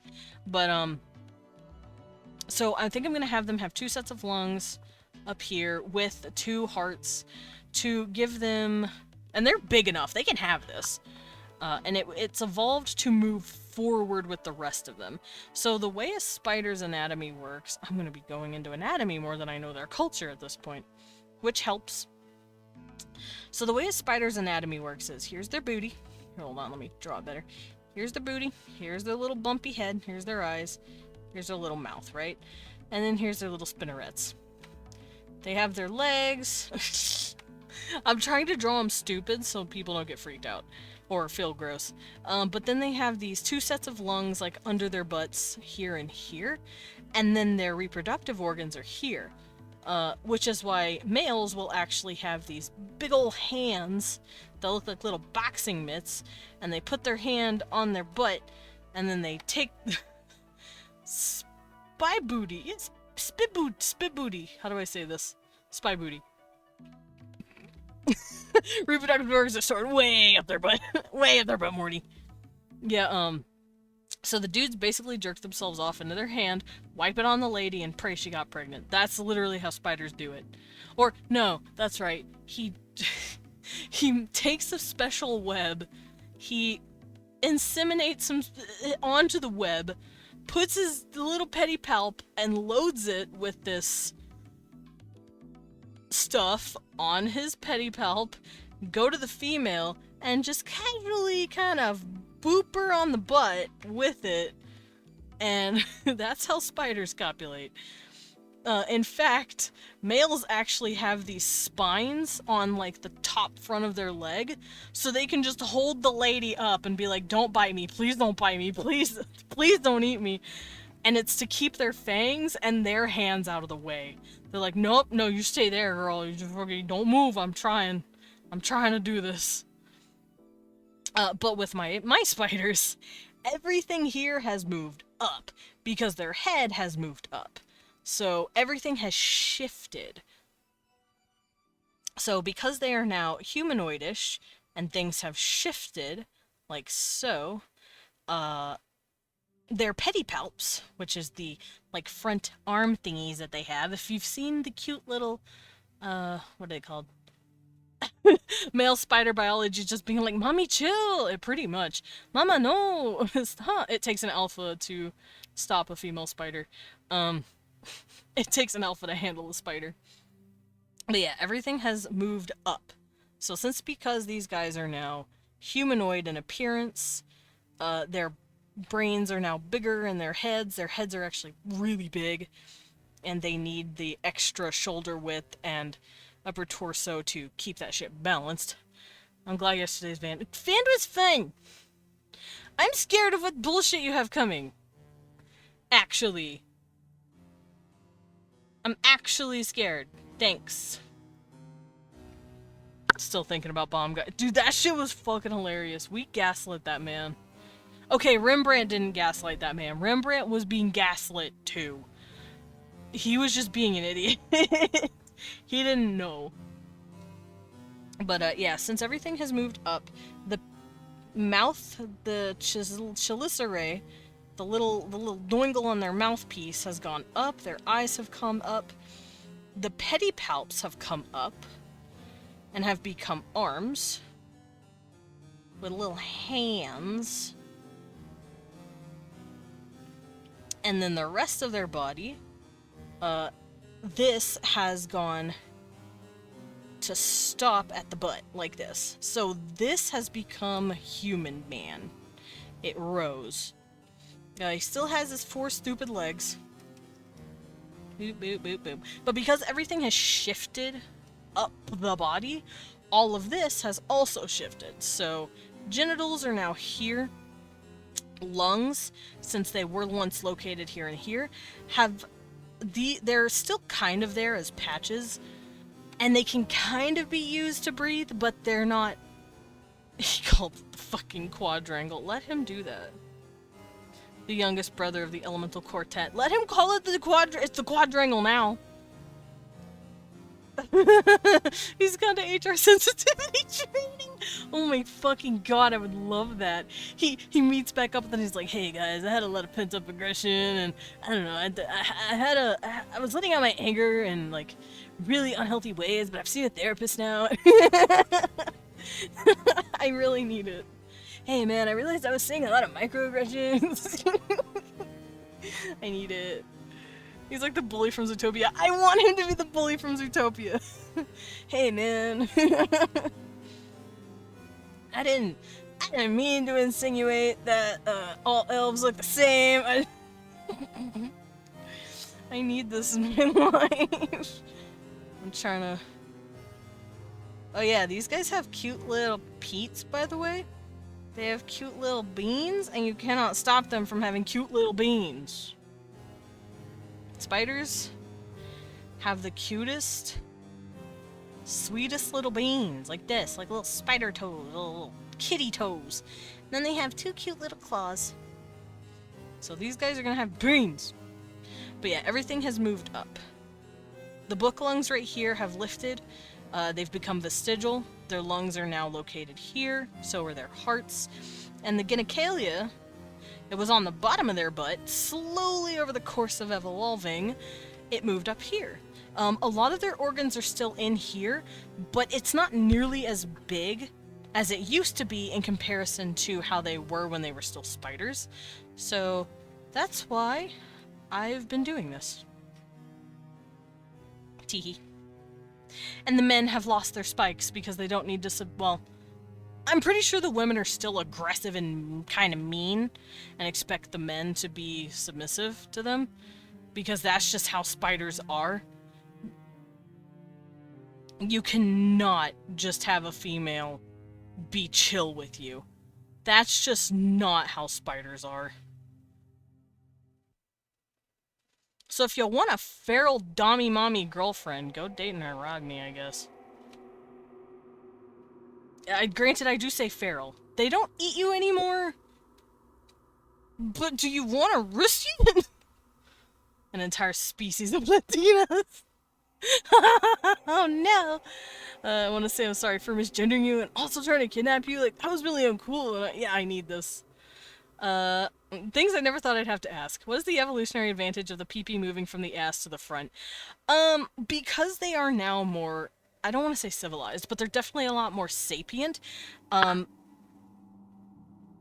Basic copulation has stopped becoming, you can just not have a female be chill with you. What do you think I'm doing? Himiko said, but I want the threat of being eaten! Let her do it! But, the reason they now have stuff a lot more frontal is because of this. I kiss you on the mouth. I don't kiss on the mouth. I'm gonna come over there soon and you're gonna get kissed on the mouth. Anyway. Now that they've become more sapient, they're thinking more logically, they're thinking clearly. They're not just running on animal instincts. Other dad's kissing boys. It's not fair. They've started to have cultural stuff. They've started to develop culture. Now this was a long ass time ago, so they've evolved to this, I don't know, like 300,000 years ago. They became fully sapient, they started developing cultures, and because of that, they've started copulating in a lot more kind way, instead of the dudes having to, you know, blast their hand and then boop, boop, boop. It's now a lot more kind than that. Granted, it's still rough, but it's not, I'm going to die if I don't do this correctly rough. That being said, they are not a 1-for-1 ratio of our spiders. They are arthropods, yes, but they are not completely the same. Oh, I should probably give these guys blue blood. I was thinking of giving them blue blood, because cephalod, spiders, and crabs get them. Hardness test passed. Yeah, exactly. So, yeah, the Arachne are cephalopods, or not cephalopods, arthropods, that's the term. But they're not a 1-to-1 ratio of a earth spider. They still have differences in their evolution. They didn't start off as these tiny little spider beings. They probably started off with their pedipalps as like short little shoulders and their head a bit more developed. Kind of like how we evolved from a chimpanzee, or the chimpanzee's, you know, distant relative that we both came from. They just started getting these... They slowly started lifting, basically. They slowly started becoming upright. I don't want to draw how I think they'd look as, like, more animalistic creatures, but they definitely have some differences to our spiders. Cecil, don't you do that. Be a good boy. That did not squirt how I wanted it to. Nope.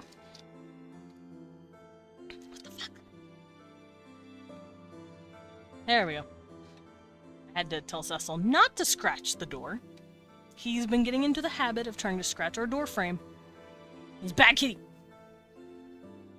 Alright, so I'll figure out the Arachne stuff later. The cheese goes restless. Yeah, the cheese. But I'm assuming it just has to do with curiosity. So because I'm basing them... Well, I originally based their facial structure and their eyes off of a wolf spider. Wolf spiders are extremely fucking smart and very clever. I'm basing their coloring off of a peacock spider, kind of, mixed with a tarantula here and there. And I also like the idea of them being very curious, like a jumping spider.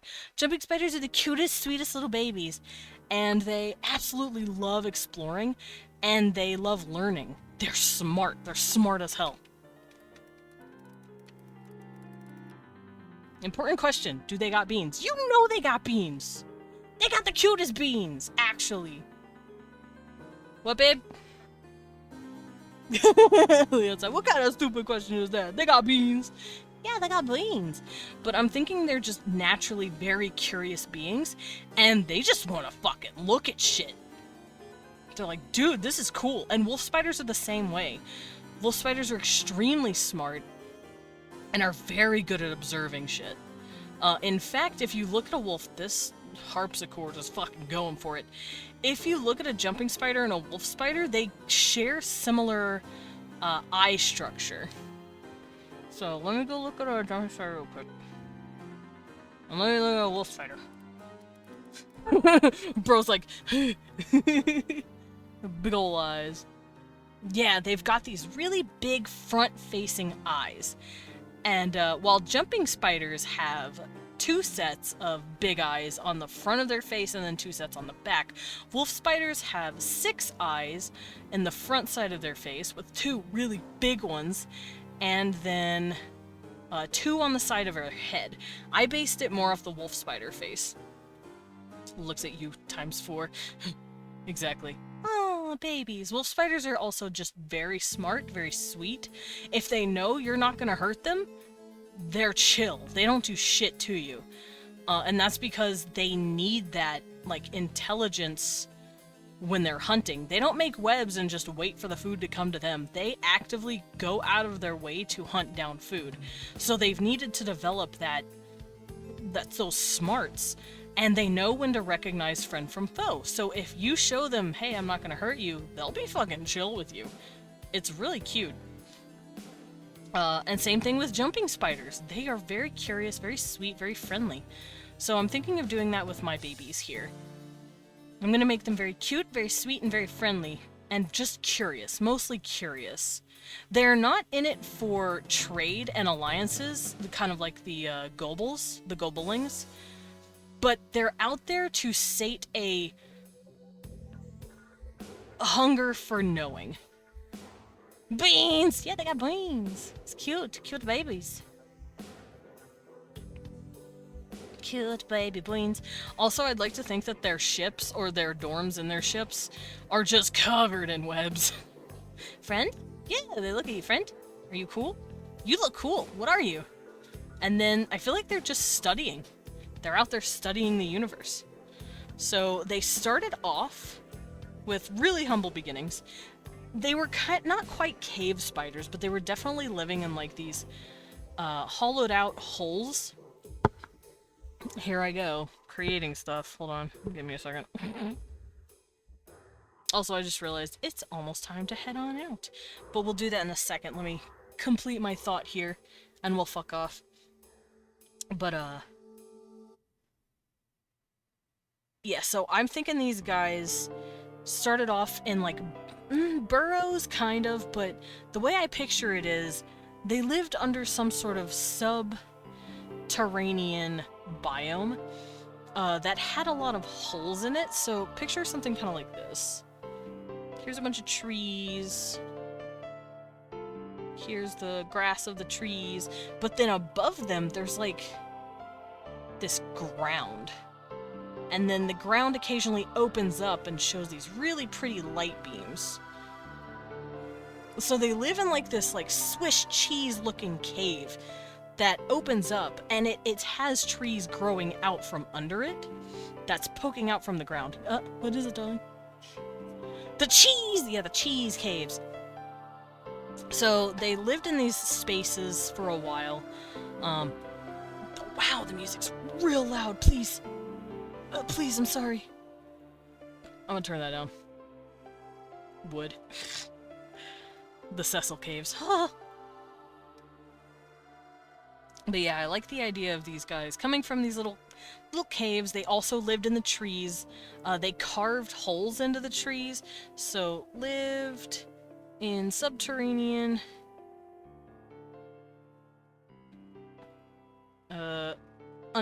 undergrowth, basically. Cheese caves. Caves! The cheese caves. And then they carved homes for themselves in the ground, on the sides of these cliffs that they live next to, and in the trees themselves. The trees are huge, tall, imposing, because they're living on a super Earth. Because, you know, giant spiders, probably even bigger mammals. Also, they probably would try to take down certain small animals that live with them. So they probably have to deal with rodents of unusual sizes.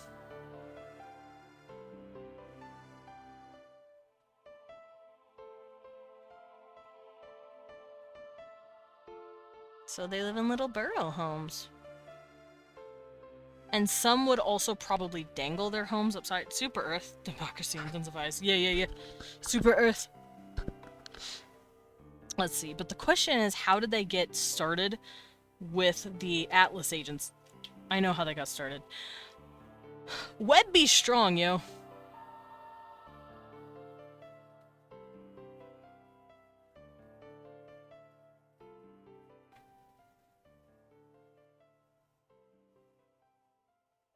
Atlas Agency dropped in wanting some nice new Kevlar. Now, they've learned their lesson with the Kobesh, and their HR department basically said, hey, how about stop picking on the fucking natives, you idiot, or you're literally going to be in trouble. So Atlas got, rung in by the HR department and decided to just strike a deal instead. They're probably screwing them over a bit with how little they give them for the webbing. But I do feel like in order to get introduced, Atlas found these people, and instead of immediately killing them because, holy fucking shit, that's a giant spider, I feel like at first it started that way, especially when they tried to colonize their planet. There probably was some deaths here and there, but not nearly as bad as it was with the Kobesh, because they learned their lesson with the Kobesh. There are other alien influences out there that'll be like, you can't do this. You guys are fucking assholes. We're gonna restrict your access to the galaxy if you keep being dicks. So they've rebranded, they've changed everything. They're like, no, see, we're cool now. So they found them. There was tension, there was death, but eventually there was a consensus. Because, at first they probably thought they were just these big monster things, and then they realized, oh fuck, they're talking and they have, tools and technology. Maybe we should, not kill the natives this time. Eventually stopped. There we go. And then, the little Aragni started becoming curious to leave the planet.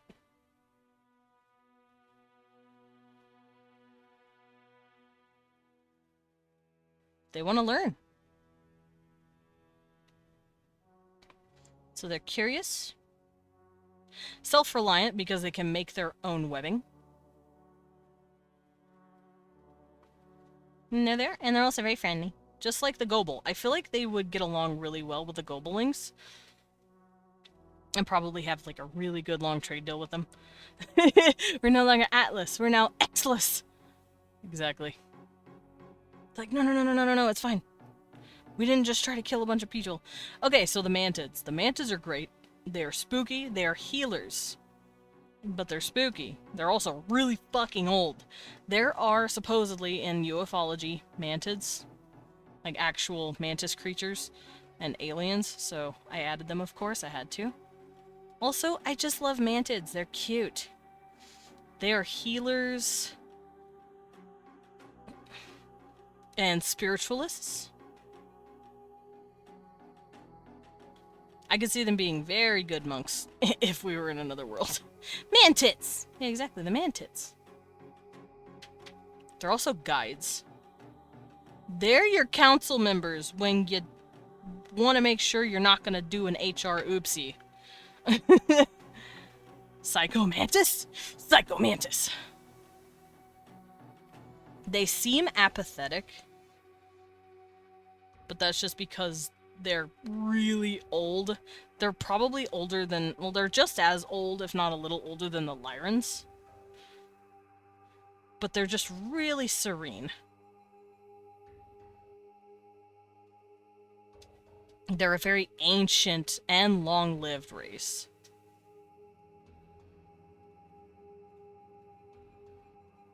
And if you see a mantid, you know genetic programs and healing and therapy are happening. They're the forerunners of that shit.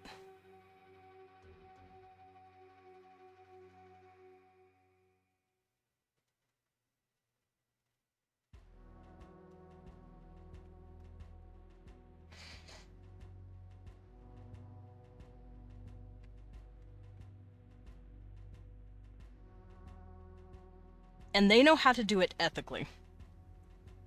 They don't go around dropping their... Oh, thank you for the pet! They don't go around dropping their genetics everywhere like the Draconians do. They're like, no, we're here to study. And make sure no one else has been doing a fucky-wucky. Oh, thank you for the save. I will do that. And the sip. Thank you. Water. So I'm gonna go a little quick here, so I can get on out of here, but finally, we have Mothman. I want Mothman. I read somewhere that people argue that Mothman could be an alien. Mothman. You cannot stop me.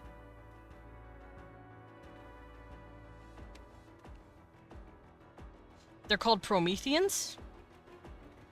Based off of the Prometheus moth. And